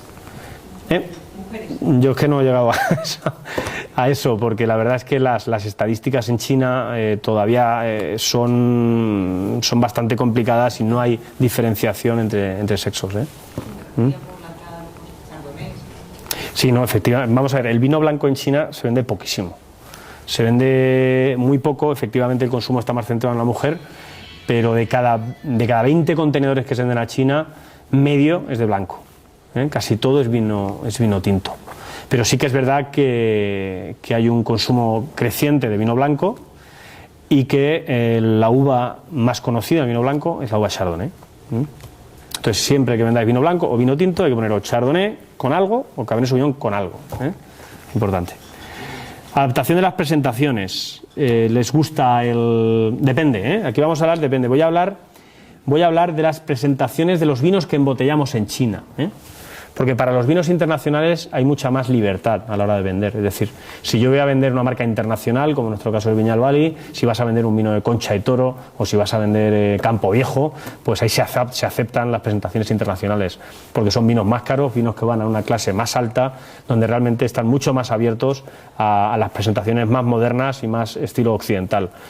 Ahora, si vendes un vino que está producido en China, tiene que ser una presentación muy elaborada, con mucho oro, estilo francés, cajas de madera, con redes, textos en chino, etcétera. O sea, hay que elaborar mucho el tema, hay que hacer mucha historia, ¿no? Y ese es el tema un poco, ¿no? ¿Tenéis alguna pregunta sobre la adaptación del producto? Sí. ¿Cómo vendes una botella de vino? Por ejemplo, a fresco, aproximadamente. Eso es secreto, ¿no? No, pero te lo voy a decir, pero bueno. Una botella desde allí. ¿A un distribuidor pequeño? Desde allí, pues mira, pues estamos hablando, te voy a hablar de lo más bajo, a lo mejor pues en torno a los 25 yuanes, ¿no? Que estamos hablando de 2,5 euros aproximadamente. Del embotellado allí. Del embotellado allí. Félix, yo tengo una pregunta, porque después de haber pasado muchos años en China y haber visto lo que beben los chinos, me sorprende que me dices que necesitan vinos más, no vinos de mucha graduación alcohólica. ¿Cómo explicas eso? Que esta gente que, vamos, yo he visto beber licores de graduaciones que serían arduos para un cosaco. ¿Por qué el vino no le gustan los licores fuertes, el vino más corposos? Cuando el vino Sí. la gente bebe superalcohólicos. Bueno, eso que dices es relativo, porque es decir, sí que les gusta aparentar mucho a los chinos. Sí, les gusta aparentar, y yo creo, vamos, yo también estaba ahí pernoctando y tal, y hombre, les gusta cuando hacen el campé y tal, pues sacarte un licor muy fuerte y tal, pero realmente de eso a lo mejor no están bebiendo demasiado, pero luego ya cuando realmente tienen que beber algo durante más tiempo y más constantemente, eligen algo menos de intensidad, ¿no? Es decir, los chinos también tienen una constitución de un cuerpo que es diferente, yo creo, es decir, no aguanta un chino tanto el alcohol como lo puede aguantar un español, entiendo yo, bueno, seguro, vamos, porque son más pequeños y realmente les sube mucho antes, ¿no? Y entonces es por eso que para poder beber más, yo también creo que es una de las razones, para poder beber más, pues tienen vinos un poco más ligeros y más fáciles de beber, ¿no? No sé, un poco eso, aunque lleva razón, es decir, eso no quita a que hay mercado también para los vinos muy, muy estructurados, ¿no?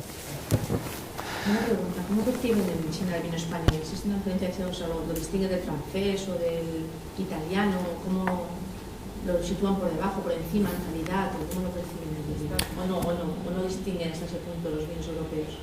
Bueno, vamos a ver, la percepción de España es que, claro, nosotros aquí, fíjate, o sea, esta es otra de las cosas que se puede hablar largo y tendido, ¿no? En España estamos peleándonos aquí por hablar de regiones, porque se conozca mi pueblo, y allí no saben ni qué es España, ¿sabes? Es muy fuerte, ¿no? Entonces yo creo que aquí todos tenemos que hacer un trabajo de bajarnos al suelo, ¿no? De bajar los pies al suelo y dar a conocer más España, ¿no? Es decir, de España lo que se conoce realmente pues es el tema, pues son las principales ciudades, los principales equipos, es decir, el Barcelona y el Madrid. Se conoce Barcelona, se conoce Madrid, se conocen las tapas, se conoce el flamenco y para de contar. Y los toros, ¿sabes? Para vino, el vino se relaciona directamente con Francia. Francia y segundo Italia. Y desde ahí para de contar. Los demás, pues ya ni se conocen. Se conocen ya altas esferas, ya como he dicho, las clases muy altas. Las clases muy altas sí que ya son más marquistas y son más de país, ¿no? Pero a nivel normal, pues no, ¿sabes? Entonces hay un gran desconocimiento de España, de la cultura española y de la dieta mediterránea y de los temas asociados al vino. Y de los esfuerzos que estamos haciendo, desgraciadamente, con perdón de Quintín, los estamos haciendo muy desviados. Tenemos que unirnos, tenemos que ir todos bajo la marca España. No podemos ir aquí, yo en Castilla-La Mancha, yo que soy de Rioja, pero ¿qué cojones es Rioja? ¿Qué estás hablando? Si nadie conoce lo que es... Bueno, en Rioja sí, espérate, Rioja es la única que se conoce a lo mejor, Ojo, Pero vamos, pero ya Ribera del Duero, Bierzo, Rueda, Somontano, eso no conoce ni su padre. Eso es así, ¿no? ¿Sabes? Comentaba por ejemplo que la clase esta media emergente, que es un posible nicho de mercado importante para España, y da un poco de pena pensar que vamos a un país que no nos conoce, que no nos tiene preconcebidos, y llevamos directamente a la clase, en vez de ir a situarnos en posiciones altas como al lado de Francia o al lado de Italia, ¿no? Hombre, intentamos posicionarnos un poquito más arriba, pero está intentando que ya clases un poco más bajas. Hombre, yo no creo que una estrategia de posicionamiento sea mayor o mejor de otra, simplemente hay estrategias de posicionamiento diferentes. En el caso de nuestra empresa, te puedo decir que nosotros en nuestra empresa empezamos a nuestro posicionamiento por un segmento, hablo en general, un segmento más popular, y después fuimos escalando posiciones hacia segmentos más altos. Hay empresas que han empezado al revés, pero no una estrategia mejor que otra. Yo creo que son dos formas diferentes de enfocar el mercado, ¿no? Quería preguntar que si está llevando a cabo algún tipo de campaña de marketing con algún producto tradicional español, junto con vuestros vinos. Bueno, te refieres a temas gastronómicos y tal, ¿no? Algo. Vamos a ver, por ahora no, pero sí que obviamente es una de las vías dentro del marketing a tener más en cuenta. Porque el vino español, la forma de venderlo en China es ligarlo mucho a la dieta mediterránea, ¿no? Y entonces es bueno hacer promociones hacer valores añadidos con aceite o con queso o con jamón, etcétera, ¿no? Y eso es una buena forma. Incluso nosotros estamos pensando, como ha hecho Torres, en hacer nuestra propia línea de restaurante. De hecho, estamos en conversaciones con varios chefs españoles famosos para hacer allí, vamos a empezar con 2 restaurantes en Shanghái y para empezarnos a expandir después en otras ciudades. Porque precisamente pensamos que es la vía de entrada del producto español, es decir, la gastronomía, ¿no? Muy importante. ¿Cada cuánto salen a salir a cenar? ¿Cómo? ¿Cada cuánto consumen vino fuera de casa? De hecho, que antes era el 85% de ellos consume vino fuera de casa. ¿Cada cuánto más o menos? Es que depende, ¿no? Un poco, pero el consumo que hemos visto es muy bajo, como hemos hablado, y a lo mejor un chino de clase media sale una vez al mes, ¿eh? Sí. No sale mucho, ¿sabes? No te creas que están siempre por ahí. Perdona, vamos a ver, entonces, si Francia e Italia, digamos, se van a posicionar hacia el nicho de mercado de producto de alto precio, ¿quién podría ser nuestros competidores? ¿Chile, Australia y tal? Chile es... nuestro competidor natural es Chile. Pero tengo que decir que Chile es que lo hace 1000 veces mejor que nosotros. Es que vende más caro un producto que se puede decir que a lo mejor es de algo inferior calidad. Lo que pasa es que tiene un marketing excepcional, una comercialización excepcional y unas presentaciones acojonantes. Y nosotros no sabemos hacerlo de esa manera. Y la marca es vino de Chile. Efectivamente, les ha ido mucho vino de Chile, lo que nosotros tenemos que hacer. Allí no están pensando en las castañuelas y el otro está pensando, ahí están pensando en vender Chile, vender el país, que es lo importante, Wine of Chile, ¿no? Como nosotros deberíamos de hacer campañas de Wine of Spain, ¿no? Que es lo importante, y unir esfuerzos todos, ¿no? Bueno, sigo, Vamos a ver. Voy para acabar, algunas conclusiones y algunas recomendaciones un poco después de la presentación. En lo referente a la implantación, importante decir que como primer paso es muy importante estudiar el mercado a través de una pequeña oficina de representación, que es la forma más económica, rápida y eficaz. No porque yo cuente aquí que nos ha ido bien en China, es bueno que cualquier empresa coja y se plantee ahí una inversión de 5 millones de euros el primer día, ¿no? O sea, eso hay que coger y hay que irse para allá y estudiar el mercado durante varios años, y tener también cierta base de negocio, es importante lo que os he dicho, nada más empezar. No sobreestiméis el mercado real de China, porque aunque haya 1,5 billones de habitantes, los que consumen vino son poquísimos, y el consumo per cápita es bajísimo. No todos los habitantes ni todas las regiones en China son consumidores potenciales.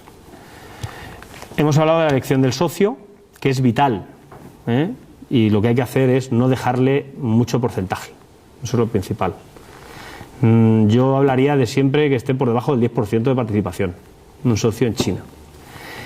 Y la aportación hay de 2 maneras: o aportando conocimiento del mercado y distribución del producto, o gestión y asesoría en cuestiones legales e impositivas. Hay que decir que el mercado chino cambia constantemente y las reglas y las normas cambian de un día para otro, Es decir, el proyecto de inversión hay que hacerlo flexible y con mucho detalle, de manera que permita su adaptación y la reevaluación en caso de que haya cambios. Es importante, lo que he dicho antes, contar con un porcentaje que asegure la no injerencia del socio chino.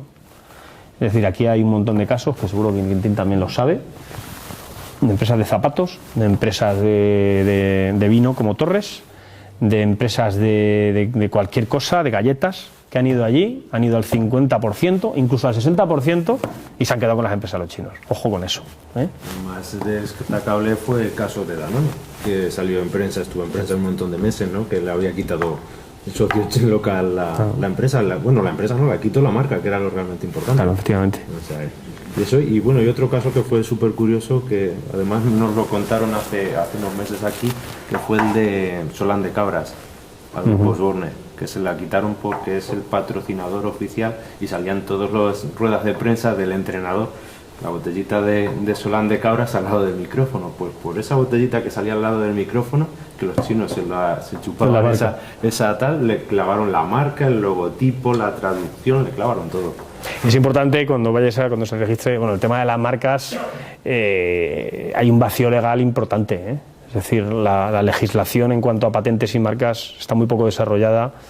Bueno, no es que esté poco desarrollada, está poco desarrollada a propósito, yo creo, ¿no? Entonces, obviamente hay que tener mucho cuidado. Cuando vayas a registrar una marca, tienes que registrar la marca, más el significado, más los caracteres chinos, etcétera, ¿eh? Hay que tener cuidado con eso. Gracias a Dios, todavía en España, los vinos españoles, bueno, gracias a Dios, si se puede decir eso, es decir, como no somos tan conocidos, pues nadie nos copia, ¿no? Entonces, por ahora no. Hay que tener en cuenta hasta el color en el que lo registras. Muy bien. Importante la adaptación de la política de recursos humanos. Es decir, al principio, vuelvo a decir, es más eficaz la presencia de expatriados al principio para controlar de cerca la inversión y la puesta en marcha. Y yo diría que una vez ya está hecha la puesta en marcha, los expatriados, con excepciones, dejando alguno y tal, los demás sobran, ¿eh? Hay que mantener los costes de estructura y los costes fijos lo más bajos posibles. A medida que el negocio crece, es importante, lo que he dicho, puede ser interesante cambiar los expatriados por personal chino, pero con personal chino de total confianza. Hay que tener una supervisión constante del personal a todos los niveles. Hay un problema en China de falta de personal cualificado. Tenéis una oportunidad aquí de ir a China, vamos, o sea, yo creo realmente, aquellos de vosotros que queráis tener una experiencia internacional, China es realmente un tema muy interesante, ¿eh? Yo lo pensaría, de verdad, ¿eh? Porque hay una falta de personal cualificado y hay una muy alta rotación. Se pagan muy buenos salarios, de hecho, ¿eh? Y allí, pues, allí hay una escuela de negocios que es el CEIPS, que tiene sociedad con el IES, y que cada vez más pues la gente que sale de allí se paga oro, de hecho. Importante la adaptación a la forma de hacer y a la cultura chinas. No hay que imponer nunca los criterios occidentales. Allí muchas empresas alemanas, muchas empresas japonesas. Los japoneses han dado muchos batacazos allí hay empresas grandes japonesas. Los japoneses tienen una forma de hacer que es muy de imponer, ¿no? Ellos van con sus oficinas y son todos japoneses. Pues se han estrellado en China, muchos, ¿no? Hay que tener cuidado con eso, ¿eh? La forma en la que se dicen las cosas es casi siempre más importante que el contenido, ¿eh? Lo he comentado. ¿Vale? Adaptación de la estrategia comercial en base a producto. Debemos adaptar las presentaciones y los productos según los gustos chinos y las condiciones de distribución. Marcas diferentes para cada región, diseños tradicionales con información en chino, graneles, productos de valor añadido. Distribución, centrarse en las regiones y ciudades donde podemos ser más competitivos. Shanghái, ahora mismo si tú entras en China, ir a Shanghái, ir a Pekín es tontería. O sea, porque ahora eso está ya copado completamente. Y ahora lo más interesante es irte a estas ciudades que he hablado, ciudades secundarias y ciudades terciarias en vez de las ciudades de primer nivel, donde va a costar el doble, 10 veces más esfuerzo el hacerte un sitio en el mercado, ¿no? Y la competencia, no subestiméis nunca la capacidad competitiva de las empresas chinas, ¿eh? Y nada más. Muchas gracias. ¿Tenéis más preguntas? Sí, hombre. Vale.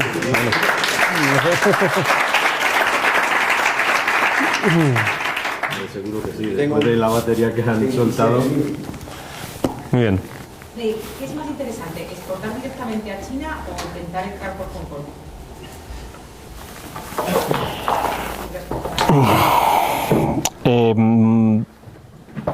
Vamos a ver.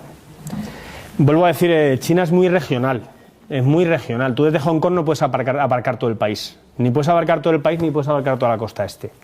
Desde Hong Kong puedes abarcar Hong Kong y Guangzhou, y es de Guangdong, pero no puedes abarcar el resto. Entonces, obviamente, entrar directamente. Y Hong Kong, yo considero Hong Kong otro mercado, ¿eh?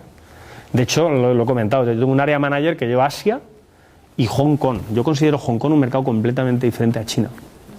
No tiene nada que ver. Sí, pero es que en la reexportación desde Hong Kong, ¿para qué? Pero sí que el arancel lo vas a pagar. No, es que tú entras en Hong Kong y sales de Hong Kong paga arancel, ¿eh? O sea, no te creas que desde Hong Kong no paga arancel. O sea, en Hong Kong, lo que se va a consumir en Hong Kong, sí, lo que se va a consumir en Hong Kong no paga arancel, y lo que se reexporta al resto de Asia tampoco, pero lo que se reexporta adentro de China sí paga arancel. Ojo, ¿eh? Tú tienes siempre, tú siempre tienes, o sea, es decir, Hong Kong se utiliza como puerto franco, porque vamos a ver, yo puedo exportar a Hong Kong, tener un almacén en Hong Kong y digo, bueno, pues mira, pero es que claro, eso es muy interesante para los vinos de mucho valor añadido. Para un vino de la Mancha no es interesante. O sea, porque yo cojo un Vega Sicilia, ¿vale?, que vale la botella 100 euros o 200 euros. La llevo a Hong Kong. Dejo un stock en el almacén Bon en Hong Kong, en el almacén Franco. Y desde allí lo reexporto a Japón, o lo reexporto a Malasia, o lo reexporto a Filipinas, donde quiera. Para eso sí es interesante. Pero en el momento que entra en el país, paga sus aranceles, obviamente. ¿Entiendes? Es decir, si yo entro a China, en la frontera de Hong Kong con China, paga. No, paga. Si no, sería un coladero. ¿No? Ahí te interesa hacerlo siempre que tu producto no pueda entrar directamente a China, ¿no? Lo que se hace, esto se queda aquí evidentemente, pero lo que hacen las empresas es que le borran la trazabilidad, ¿no? El origen real del producto, cuando no te interesa que se sepa el origen. Pero es el único caso, pero evidentemente sigue pagando el impuesto para entrar, pero vamos, lo que pierdes es el origen. Pero claro, te voy a decir, o sea, Hong Kong se utiliza como puerto franco para productos, es decir, Japón no tiene aranceles y Japón se utiliza como puerto franco para productos de mucha calidad. Estamos hablando de champán Moët Chandon, de vinos muy caros. Para eso sí es interesante, porque puedes tener un stock de seguridad en Hong Kong que puedes mover a través de Asia. Pero claro, para un vino que vale 2 euros, joder, vamos, es algo que no interesa. ¿El vino que importas es todo español o traes algo de Australia? No, como he dicho, importamos también vino francés y chileno. Ah, del granel, dices. No, granel traemos de Australia, efectivamente, y de Chile, y de Francia. ¿Y has pensado montar alguna otra embotelladora en otro país? En principio teníamos algún proyecto por ver en África, lo que es el África Negra, la parte de Ghana, y ahí estamos pensando algo, pero bueno, nuestro enfoque principal ahora mismo para crecimiento está primero en cerrar el círculo en España. Nosotros contamos ya con las principales denominaciones de origen españolas, es decir, Rioja, Ribera del Duero, Rueda, Toro, Valdepeñas, La Mancha, y nos falta un poco, lo que echamos de menos, un poco el cava. Por lo que nosotros queremos implantarnos en Penedès, y cuando acabemos el círculo nuestro principal objetivo será Chile, hacer una embotelladora en Chile, pero nuestra propia empresa. ¿Habéis pensado por favor, No, yo quería saber cuáles son las razones por las que está creciendo tantísimo el vino del vino embotellado en origen y no está creciendo tanto la venta de vino embotellado ahí. Pues buena pregunta. Porque bueno, yo creo que básicamente tiene que ver mucho con lo que hemos hablado, porque el vino está de moda. Es decir, al estar el vino de moda y las marcas extranjeras también, ese vino extranjero es lo que está de moda, ¿no? Y cada vez hay una clase, hay gente más pudiente, pues el que está tirando mucho más del vino importado, ¿no? Pero también hay que tener en cuenta, vuelvo a decir, no es que crezca más, es decir, si partimos de una base de 10 y pasamos a 20, estamos subiendo el 100%. Si partimos de una base de 1 millón, como es el vino producido en China, y vendemos 1.100.000, pues solo hacemos el 10%, ¿no? Es una cuestión, yo creo que de porcentajes y de relatividad también, ¿no? ¿Y algún vino local habéis pensado en incorporar? Por ahora no, porque como he dicho antes, todavía no hay maduración suficiente en el cultivo de la viña en China como para que se pueda hacer un vino en condiciones con uva 100% china. Y montar una viña vuestra ahí ni pensar. En Shanghái no, de hecho no se puede. En Shanghái la zona de cultivo, sabes que está tenemos que comprar algo por Yantai. De hecho hay empresas españolas que han hecho algo, y Torres creo que ha empezado a comprar un viñedo. En la zona de Yantai, en toda la zona del centro de China, sí que se puede adquirir algo, pero tendríamos que estar allí. Y desgraciadamente es a nivel de producto muy caro, porque el problema que tiene ahora mismo esas zonas es que no tienen acceso fácil, y el transporte tanto de la uva a la bodega como del vino en sí sería carísimo. Entonces hay que pensar en productos de mucho valor añadido, donde nosotros todavía no estamos en el mercado de lujo, ¿no? Alejandro.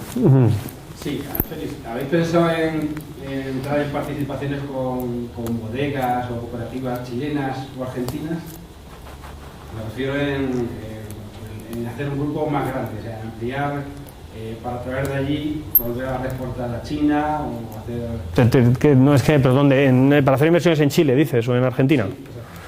No descartamos estamos estudiándolo ahora mismo, no descartamos cualquier tipo de acuerdo o cualquier inversión. En principio nos sentimos más a gusto nosotros solos, porque es la política que nosotros siempre hemos llevado, ¿no? Y aunque no descartamos la posibilidad de adquisición de alguna empresa existente en Chile o en Argentina.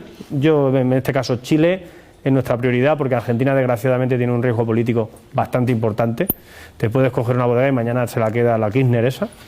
Entonces preferimos ir a Chile por ahora, ¿no?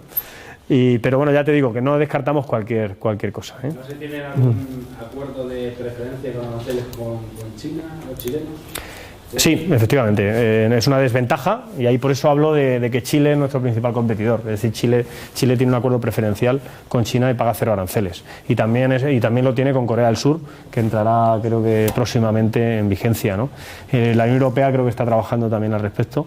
España, desgraciadamente, ahí es un tema que no podemos hacer la guerra por nuestra cuenta. Es decir, es la Unión Europea la que dicta la política comercial, ¿no? ¿En qué estado se encuentra el vino ecológico en China? Y ya que vosotros lo estáis... Esta es una tradición. Es una tradición en toda regla. Susana, ¿dónde estás? Es una pregunta suya. Siguiente pregunta. Esta es una pregunta suya. No. La pregunta... Bueno, es que... Sí, bueno... Pues... Era broma, dice. Sigue. La pregunta va porque el vino ecológico estáis produciendo, no lo estáis produciendo bajo pago del rey, ¿no? Tenemos un vino ecológico en Toro. ¿Y en La Mancha no tenéis nada ecológico, supuestamente? Por ahora no. Por ahora no. El vino ecológico en China, pues es un producto de lujo, obviamente. Es decir, si estamos hablando del vino que está por las clases medias, altas y muy altas, el vino ecológico es súper alta. Y tiene que ser conocedor realmente de ese vino, ¿no? Es decir, hay un mercado muy pequeño, muy incipiente de ese tema ahora mismo, ¿eh? Nosotros, es decir, hay bodegas, puede haber una masa crítica para una bodega de vino ecológico que tenga una producción pequeña, puede ser interesante. Nosotros vamos a otra guerra y no nos podemos permitir, porque, es decir, no tenemos suficiente estructura como para poder dedicar mucho tiempo a hacer ese vino, ¿no? ¿Y cree que en un futuro puede ser que esa clase incipiente muy rica pueda cambiar la concepción que tiene, sean más conscientes del tema del medio ambiente, que empiecen a preocuparse más por la salud? Sí, pero lo veo realmente muy... Si conocieses China, pues tú que lo conoces. O sea, es que yo te digo que aterrizando en Pekín, cuando vas aterrizando, no ves a 500 metros, pero parece que hay una niebla intensa y no es porque haya niebla, es por la contaminación que hay. O sea, la contaminación que hay en China y la conciencia ecológica que hay en China es incipiente. Hacerles pensar ahora en temas tan avanzados como el tema ecológico, yo creo que faltan muchos años todavía, realmente, ¿eh? Chicos. Para una bodega Teresa. Para una bodega que arranca, ¿recomendarías a China como el primer mercado de atacar o no? No. Bueno, vamos a ver, es que todo es relativo. Yo es que no recomiendo, es decir, nosotros cuando empezamos vendíamos donde podíamos, ¿no? Y donde salía. Es decir, es posible que te suene que suene la campana y que te venga un distribuidor chino, le gusta tu vino y joder, y lo has hecho de puta madre. Es decir, y vendas mucho a China. ¿Por qué no? Pero hombre, obviamente, como he dicho antes, donde hay más posibilidades, por lógica, lo primero que hay que atacar son los mercados domésticos y los mercados de Europa. ¿En el caso de Asia? ¿Y en el caso de Asia? ¿De qué tipo de vino hablas? ¿Vino de calidad? No, en realidad te hablo de una bodega cualquiera que empieza a andar. Hombre, en los mercados más grandes en Asia, yo puedo decir, yo creo que Japón, China, Corea del Sur son los mercados más importantes, ¿no?, de Asia, y donde se puede hacer algo, ¿eh? De otra manera, permíteme que añada lo siguiente. Cualquier exportación tiene que estar, antes de hacer un estudio muy profundo y tener tu estrategia. Y no es lo mismo, puede ser una estrategia de vender a los primeros países como Japón o China, o vender a los que están abandonados por más, pero tiene que haber una estrategia detrás. Así que no creo que haya nadie te pueda decir, ahora yo me metería en esto. Depende de tu empresa, del dinero que necesites, que tienes, el talento que tienes, en tu empresa, la cultura internacional que hay, quién manda en tu empresa. Hay tantas variables que es de verdad que contestar. ¿Cuál es si tú tuvieras una bodega, cuál sería el país a lo que te dedicarías? Te diría, depende de prácticamente de cada bodega, quizás sea distinta a la demás, ¿no? Por lo tanto, por amor de Dios, cuando hablamos de exportación, hablemos de que antes de tener una estrategia profunda de cultura de la empresa, porque a mí yo te felicito por todo el mensaje que has dado. Yo he estado 15 años al frente de la exportación de un grupo importante y me caso con todo lo que has dicho. Vamos, los errores, exportar es eso, es prueba y error, es tener la humildad de decir, mira, no teníamos idea, ponemos aquí a 6 españoles, tienes que pagarle, probablemente te has olvidado 2 viajes en business con la familia. También me he olvidado de eso, efectivamente. Que es estrategia.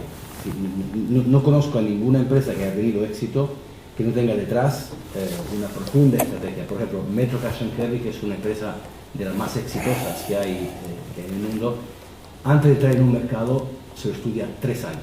Hay un protocolo de filtro de mercados que es brutal, y ellos son pioneros, y ellos se meten, después de McDonald's, son los siguientes que entran en mercados como China, Rusia, India, los BRICS, los Eagles, los mercados. Por lo tanto, creo que en el mundo del vino esto no se escapa. Rigor, estudio, filtros, procesos, y luego hay mucha suerte, naturalmente, ¿no? Porque cuando pensamos en exportar, pensemos en eso, pensemos que es un trabajo de lo más complejo que hay. Más preguntas. Sí, estaba antes. Antes has hablado de Vega Sicilia. Ellos venden allí, pero nos ayudaría a situarnos muy por arriba, o ellos se olvidan de lo que es la palabra España. Para vender sus productos. No, hombre, yo creo que Vega Sicilia es un abanderado de España, ¿no? Es decir, Vega Sicilia es la bodega, bueno, es una de las bodegas más importantes y más emblemáticas españolas, y Vega Sicilia ha ayudado al resto de vinos españoles. Ribera del Duero, sin nombrar a nadie más, creció a la sombra de Vega Sicilia. Y Vega Sicilia es decir, yo creo que ayuda a la imagen española, obviamente, y Vega Sicilia cuando vende vino español, tienen claro. ¿Tenéis pensado abrir nuevos mercados en el sudeste asiático? ¿En algún país del sudeste asiático? Lo que caiga, pero nosotros estamos ya muy presentes en lo que es en Asia. Nosotros ahora mismo, vuelvo a decir, nuestros mercados principales son China y Japón, con establecimiento productivo en el caso de China, y en el caso de Japón también con establecimiento comercial. Tenemos una persona en Japón y somos proveedores de los mayores importadores de Japón. Nosotros, después de Freixenet, somos la mayor empresa importadora en Japón. En lo que es Corea del Sur es un mercado que, después de Japón y China, muy importante y que estamos atacando muy fuerte. Y Filipinas es un mercado que para el producto de calidad media baja, es también un mercado muy muy importante. Es el principal mercado. Es que Filipinas parece que nadie le da importancia, pero para el vino español es tremendo. Es decir, nosotros estamos exportando a China, a Filipinas, más de 4 millones de botellas. Es una barbaridad. O sea, y Filipinas es el mayor consumidor del mundo de brandy, Y ahí Galo es enorme. China es uno de sus principales mercados. Galo es la mayor bodega del mundo. Para Galo y Constellation son de sus principales mercados, y para nosotros también. O sea, ya te digo, lo que vaya, estamos en Vietnam, estamos en Malasia, en Vanuatu, en Tailandia también estamos, en Tahití también, Vanuatu también. Y ya, bueno, pues en Oceanía, pues países tan dispares, bueno, como Nueva Caledonia, que es el país más lejos de España, ¿no? Ahora mismo, ¿no? También. Lo que pasa es que en India, vamos a ver, ese es otro de los temas, ¿no? India es un país enorme, es un país, lo que pasa es que aquí sí que es un país que claramente se está subestimando la capacidad real del mercado. Hay un consumo de vino ínfimo, y la legislación en India es tan dispar de un estado a otro, porque en India hay muchísimos estados, como en Estados Unidos, Y cada estado tiene una legislación completamente diferente para el tema del vino.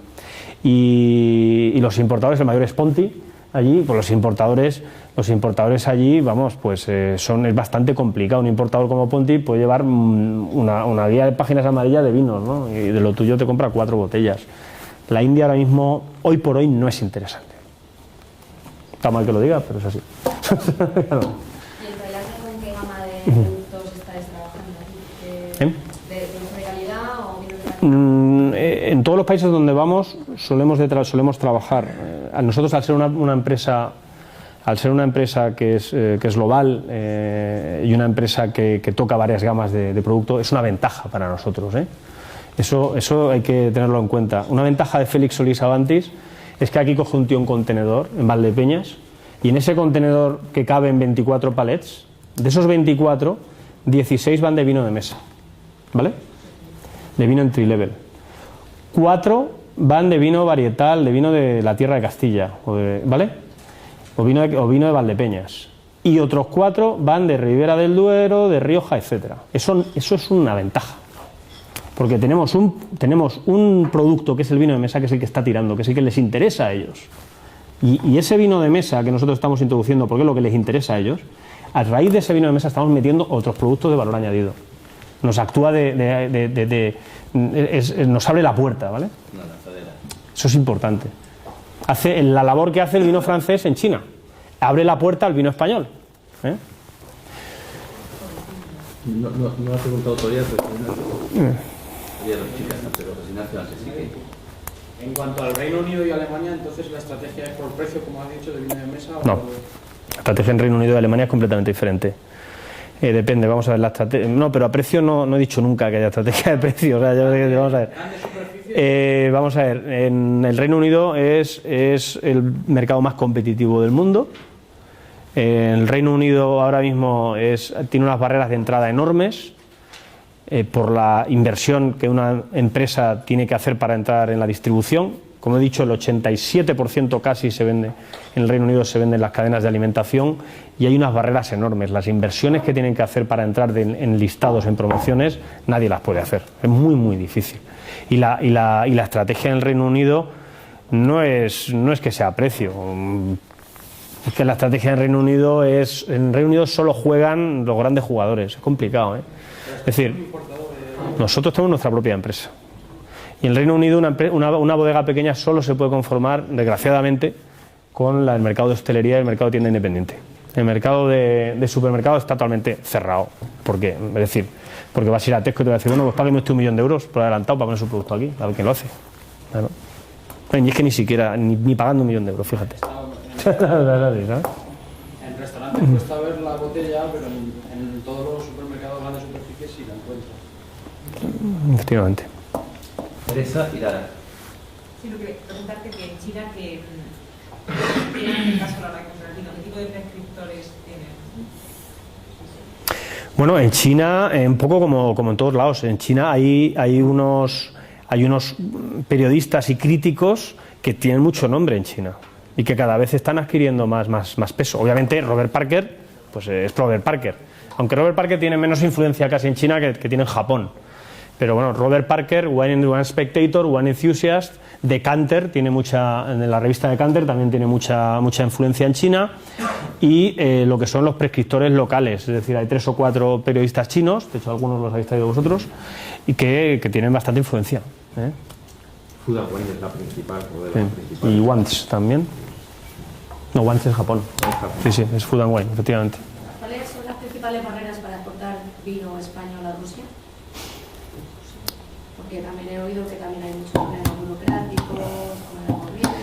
Bueno, sí, efectivamente. Bueno, la principal barrera de vino español en Rusia, vino embotellado español en Rusia, es el tema del transporte y el tema del servicio y el tema de las banderolas. Sabes que en Rusia hay que poner un impuesto especial que tienes 2 posibilidades para poner ese impuesto en la botella. O bien lo paga el importador y te lo envía a tu bodega y tú lo pones en tu cadena de producción, o bien a través de unos contratos que tienes que tener con el importador, porque claro, el manejo de ese impuesto es dinero. el manejo de ese impuesto, que a lo mejor cada banderola esa tiene un valor casi de 3 euros o 4. Cada cacharro de esos, como pierdas unas cuantas, estás arruinado. Es decir, tienes que tener unos contratos muy claros con el importador. Y luego el tema del servicio, porque normalmente a Rusia lo que se hace es que se manda el vino a Lituania y desde Lituania se reexporta a Rusia. Y es complicado, esas son las principales barreras. Y luego la corrupción en Rusia, es decir, en Rusia a nadie se le ocurra ir directamente a Auchan o directamente a Metro. Tienes que ir a través de importadores, que son los que manejan toda la corrupción allí. Sí, no sé si he entendido bien. Vais a hacer una inversión de 85 millones de euros, ¿no? Los próximos años, sí. Bueno, los próximos 5 años. Vamos. 5 años. Y más o menos cómo se...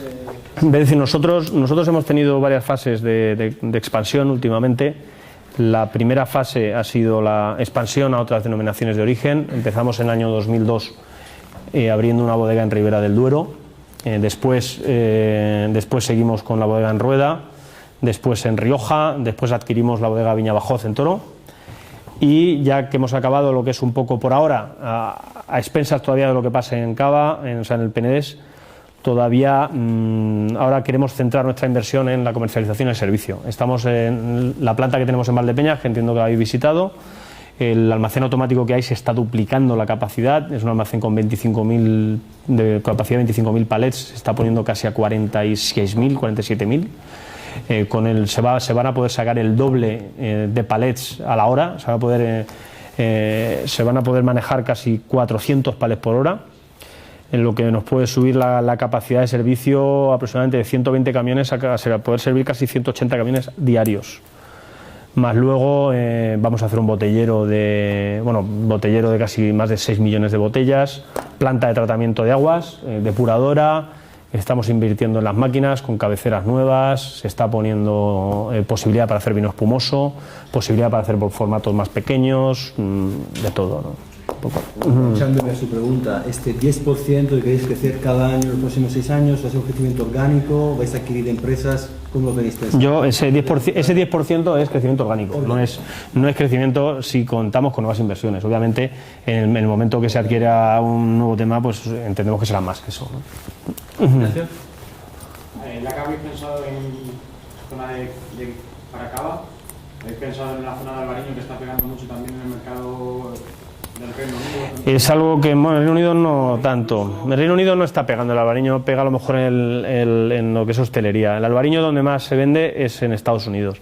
Pero, vamos a ver, no hemos entrado todavía, es muy importante. Es decir, Rías Baixas lo tenemos en nuestra cabeza. O incluso, ahora que está Jerez un poco a la baja, entrar también a Jerez, no. Ya, sí, pero no. O sea, es decir, nosotros, cada persona es un negocio, ¿no? Es decir, el negocio del Jerez, el negocio del vino fortificado es un negocio diferente al negocio del vino, porque implica otra serie de cosas. Y nosotros, nuestro negocio es el vino tranquilo. Y en principio, bueno, el vino tranquilo o el cava, que también lo vemos que tiene una forma de comercialización muy parecida, ¿no? Entonces, en principio es el cava, y albariño no lo hemos tenido en cuenta por ahora porque las bodegas que hay allí son pequeñas. Entonces, nosotros al tipo de cliente que vamos suele tener una demanda muy grande, de grandes volúmenes, que no podríamos suplir con el albariño, ¿no? Aunque estamos viéndolo, porque sobre todo para Estados Unidos. Oye, luego la curva sur tiene muchas preguntas. La curva norte aquí no tiene preguntas. Pregunta un poco por aquí, ¿eh? Eso es, venga. En el fondo norte. Hablando un poco del mercado sudamericano, que supongo es un mercado un poco más difícil para los productores llamados del nuevo mundo que hay allí. De cara a los acontecimientos deportivos de Brasil, ¿cómo veis el mercado brasileño y cómo se podría ir a Brasil? ¿Vía Portugal, vía directamente? Ahora está viendo una feria en Brasil, creo, ¿no? Esta semana es. Si tenemos ahí a una persona. Bueno, vuelvo a decir lo mismo que antes. Yo creo que el mercado Brasil, potencialmente hablando, es el mercado más importante de Latinoamérica después de México. Hoy por hoy no es muy grande. Es decir, hoy por hoy hay que decir que hay un mercado de vino grande, pero para el vino español todavía no es muy grande. Es grande para los vinos procedentes de Sudamérica, y también es ciertamente un poco grande también para los vinos portugueses. Pero España todavía no se ha consolidado en Brasil como realmente un productor todavía con gran volumen, ¿no? Hay que hacer mucho trabajo allí, ¿no? Allí hay grandes cadenas, como es el Pan de Azúcar, que es la más grande, y donde obviamente el estar bien presentes allí pues pasa por estar con ellos, ¿no? ¿Se podría plantear la aventura de China en Brasil? Lo mismo que habéis hecho en China. Puede ser. Muy interesante lo que la pregunta que has hecho, porque de hecho es un tema que lo hemos tenido sobre la mesa. Lo hemos tenido sobre la mesa por el tema principalmente arancelario, que hay y las ayudas legales que hay, las subvenciones que hay para establecimiento en Brasil, y sí que es un tema que efectivamente pues es planteable. Pulga Norte, más preguntas. Esto pregunta mucho. El tema de los monopolios en los países nórdicos y Canadá, ¿es fácil entrar a trabajar con un monopolio? ¿O estáis trabajando actualmente? Sí, claro. O sea, ¿quién no está trabajando, ¿no? con un monopolio, ¿no? Yo creo que eso es una vergüenza. O sea, que existan monopolios en Europa. ¿Por qué tienen que existir, no? O sea, que es un mercado libre, no deberían de existir los monopolios, ¿no? Eso para empezar a hablar. pero lo segundo, una vez que existen, pues obviamente hay que estar, ¿no? Es decir, la forma en la que tienen son los tenders, como sabéis, es decir, ellos hacen una serie de subastas 4 veces cada año, 4 o 5 veces. En el caso de Suecia creo que son 3 veces, o bueno, 4, o sea, hacen una subasta. Oye, necesito un vino de rueda que lleve verdejo y un poco de sauvignon con un poco de fermentación en barrica. Y te hacen un tender para un vino con un poco de verdejo tal para la fermentación en barrica. Entonces tú como un loco ahí, venga, mezcla un poco, échale aquí madera y tal. O sea, y entonces pues bueno, y al final, ¿qué pasa? Que entran muchas bodegas y al final el criterio no es, ahí sí que estamos todos en criterio de igualdad, porque al final el criterio no suele ser el precio ni tampoco el volumen ni la notoriedad del productor, suele ser el vino que mejor le sepa, ¿no? Aunque, claro, ahí está sujeto también a muchas trampas, porque claro, si ellos hacen la selección del vino que meten en el monopolio en base a unas muestras que le mandan, cocinar una muestra en un laboratorio es muy fácil. Hacer una muestra cojonuda y luego servirle otra cosa, eso es muy fácil, eso lo hace mucha gente. Al tener una marca como nosotros tenemos Viña del Valle en el monopolio finlandés y en el monopolio sueco desde hace más de 30 años, sin haberse deslistado ni una de las referencias, eso es lo complicado. Eso es lo complicado. Lo complicado no es meterla, a lo mejor, es luego mantenerse. Eso es muy, muy complicado. Y respecto a mercados musulmanes, bueno, pues allí ya, no sé, tú lo has dicho, ¿no? O sea, allí no... El zumo...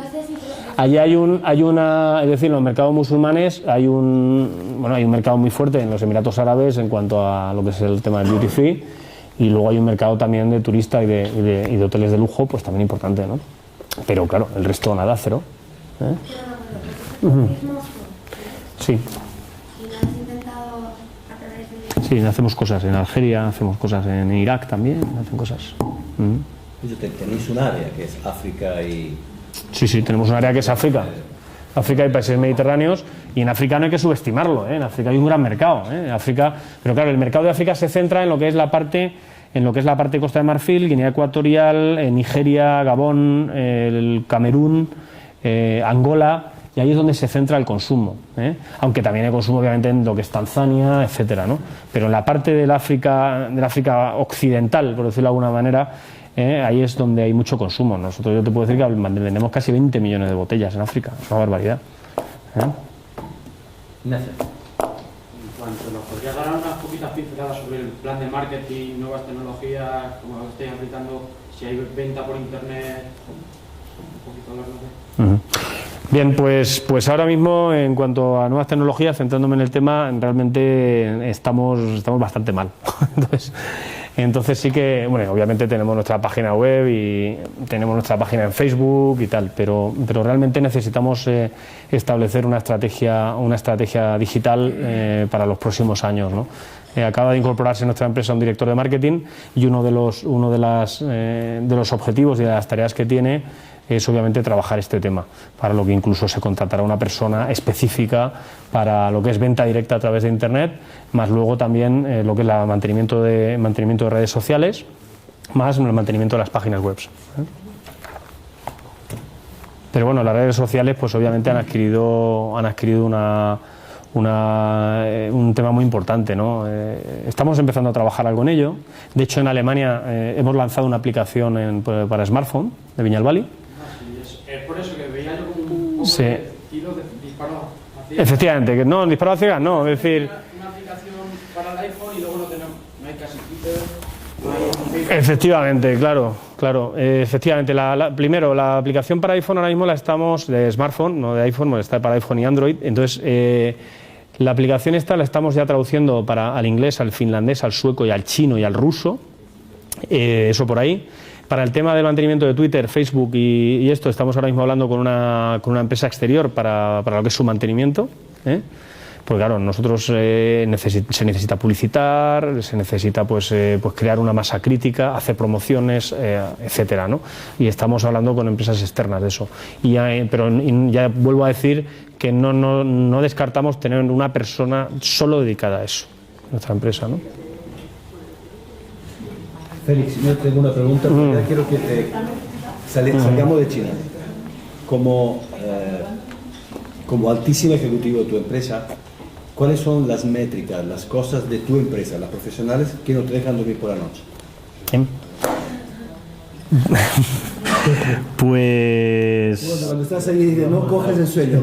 Los profesionales, ¿en qué estás pensando? Bueno, pues obviamente, son muchas cosas, ¿no? Lo primero, las ventas, ¿no? Pero, si hay algún problema con algún cliente o algún tema comercial, de que un producto vayan a deslistarlo o de que no está encajando un tema, pues eso es lo que más me preocupa, ¿no?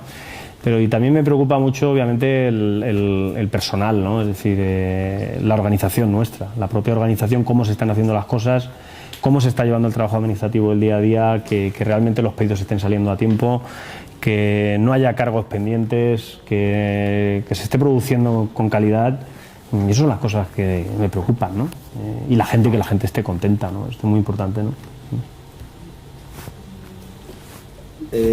Bueno, para un exportador imagino que el tema del cambio también es uno de los temas que te deja pegar ojo a veces. No sé, el dólar con el euro ahora 1,45. ¿A ti te preocupa, no te preocupa? ¿Lo tenías previsto? ¿Cómo lo tienes resuelto este problema, por ejemplo? Pues, bueno, nosotros vendemos en euros. Es decir, el tema puede... ¿Vendéis en euros? Vendemos en euros a Estados Unidos, efectivamente. Somos de las pocas empresas que vendemos en euros. Toma nota. Se puede vender en euros a Estados Unidos. Sí. Y, vendemos en euros con algunas excepciones. Es decir, en el caso de Puerto Rico sí que seguimos vendiendo en dólares, ¿no? Con los problemas que conlleva, ¿no? No, pero realmente para nosotros Estados Unidos ahora mismo, desgraciadamente, no es un mercado muy grande para nosotros, por lo tanto no nos quita por ahora el sueño ese tema, ¿no? Y luego el tipo de cambio, obviamente, que hay con el yuan, pues es muy fijo. Es un tipo de cambio que no cambia demasiado. O sea, bueno, tampoco demasiado el tema, ¿no? Yo tengo otra pregunta, y es que, visto desde fuera, viendo una región como esta, con pesos pesados como tu empresa, José García Carrión, que tratáis mucho vino en bulk wine, ¿no echas en falta aquí un mercado de futuros en Toledo para tema de vino a granel? ¿Añadirías algo a esta región? ¿Que se añadiría eso algo? Sí. Hombre, yo realmente no soy especialista en vino a granel, es decir, nosotros solo hacemos un 10% de nuestra producción, de 220 millones de litros la hacemos a granel, es decir, no es muy grande. Nosotros el granel que vendemos es granel de vino de calidad media alta, listo para embotellar, es decir, nosotros no entramos en competencia con otras grandes operadores del mercado como pueda ser Cantaero, como pueda ser Lozano, no entramos en competencia con ellos, ¿no? Porque además ellos son especialistas en este tema. Yo creo que el vino es una materia especulativa, obviamente, es una materia especulativa y que aunque no exista el mercado de futuros en el vino, yo creo que implícitamente existe ya. Es decir, porque el precio del vino se mueve por especulaciones. Es decir, ahora mismo ya estamos todos pendientes de si va a caer una granizada o no va a caer para ver qué va a pasar con el vino a granel, ¿no? Con el precio del vino a granel ahora mismo. Es decir, el mercado de futuros aquí, pues bueno, puede ser positivo, pero bueno. Pero yo creo que es que ya se hace así. O sea, que ya implícitamente en la fijación de precios del vino a granel se tiene en cuenta el muy largo plazo, ¿no? A ver, chicos, ¿alguna última pregunta? Sí, en tantos años que lleváis en el tema de la empresa familiar y facturando lo que estáis facturando, que es una verdadera pasada, ¿ha habido algún momento que se ha podido caer el negocio de Feliz Solís? Y si ha existido ese momento, ¿cómo lo habéis solventado? Bueno, mi padre sería más indicado para responder a esa pregunta, ¿no? Yo, gracias a Dios, estoy en la empresa en momentos casi de bonanza, ¿no? Pero sí que yo sé por mi padre que obviamente pues ha habido momentos difíciles. Sobre los momentos más difíciles son los comienzos, ¿no? En los comienzos no son fáciles, la competencia te hace la vida imposible y es muy complicado. Sí que ha habido esos momentos, han existido, por supuesto. Ha habido momentos difíciles también en la empresa, en lo que es referido a la profesionalización de la empresa.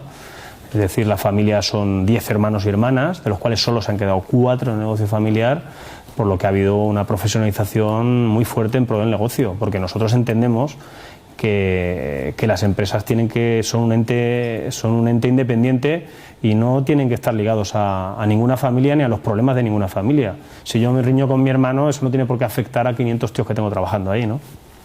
Y entonces, pues ese paso pues fue complicado, ¿no? Y yo realmente recomiendo que las empresas se profesionalicen, ¿no? Sin dejar de ser familiares, pero guardando siempre, obviamente, guardando la diferenciación entre relación familiar y relación profesional, ¿no? ¿En qué sentido ha afectado la crisis económica a Feliz Solís? Bueno, pues... Positivamente y negativamente. Pues, bueno, bien. Bueno, positivamente nos ha afectado de la manera en España, como sabéis, tradicionalmente pues hay una estructura de distribución que es anormal, cosa que lo que le voy a decir es muy importante. Es decir, España ahora mismo ha tenido tradicionalmente más de un 50% del vino se vendía en hostelería y un 48% solo en alimentación. Cosa totalmente antagónica a otros países como el Reino Unido o Alemania, donde el 15% se vende en hostelería y el 85% en alimentación. ¿Qué pasa? Al existir la crisis, la gente sale menos. Ese porcentaje de vino que se vende en el mercado en los supermercados, en alimentación crece y disminuye el de hostelería. Eso nos ha beneficiado. ¿Por qué nos ha beneficiado? Porque como somos una empresa muy bien implantada en la alimentación española, a empresas como nosotros o como García Carrión también nos ha beneficiado eso en ese sentido. ¿En qué sentido nos ha perjudicado? Obviamente en el mix de producto y en la venta de producto caro. Hemos tenido que hacer muchas más promociones, dejarnos mucho margen en el camino y vender menos vino de calidad, ¿no? Félix, no sé cómo darte las gracias, ¿verdad? En nombre de la EOI, en nombre propio, en nombre de nuestros alumnos, ha sido una experiencia, ¿verdad?, fantástica. Muchísimas gracias. Gracias a vosotros.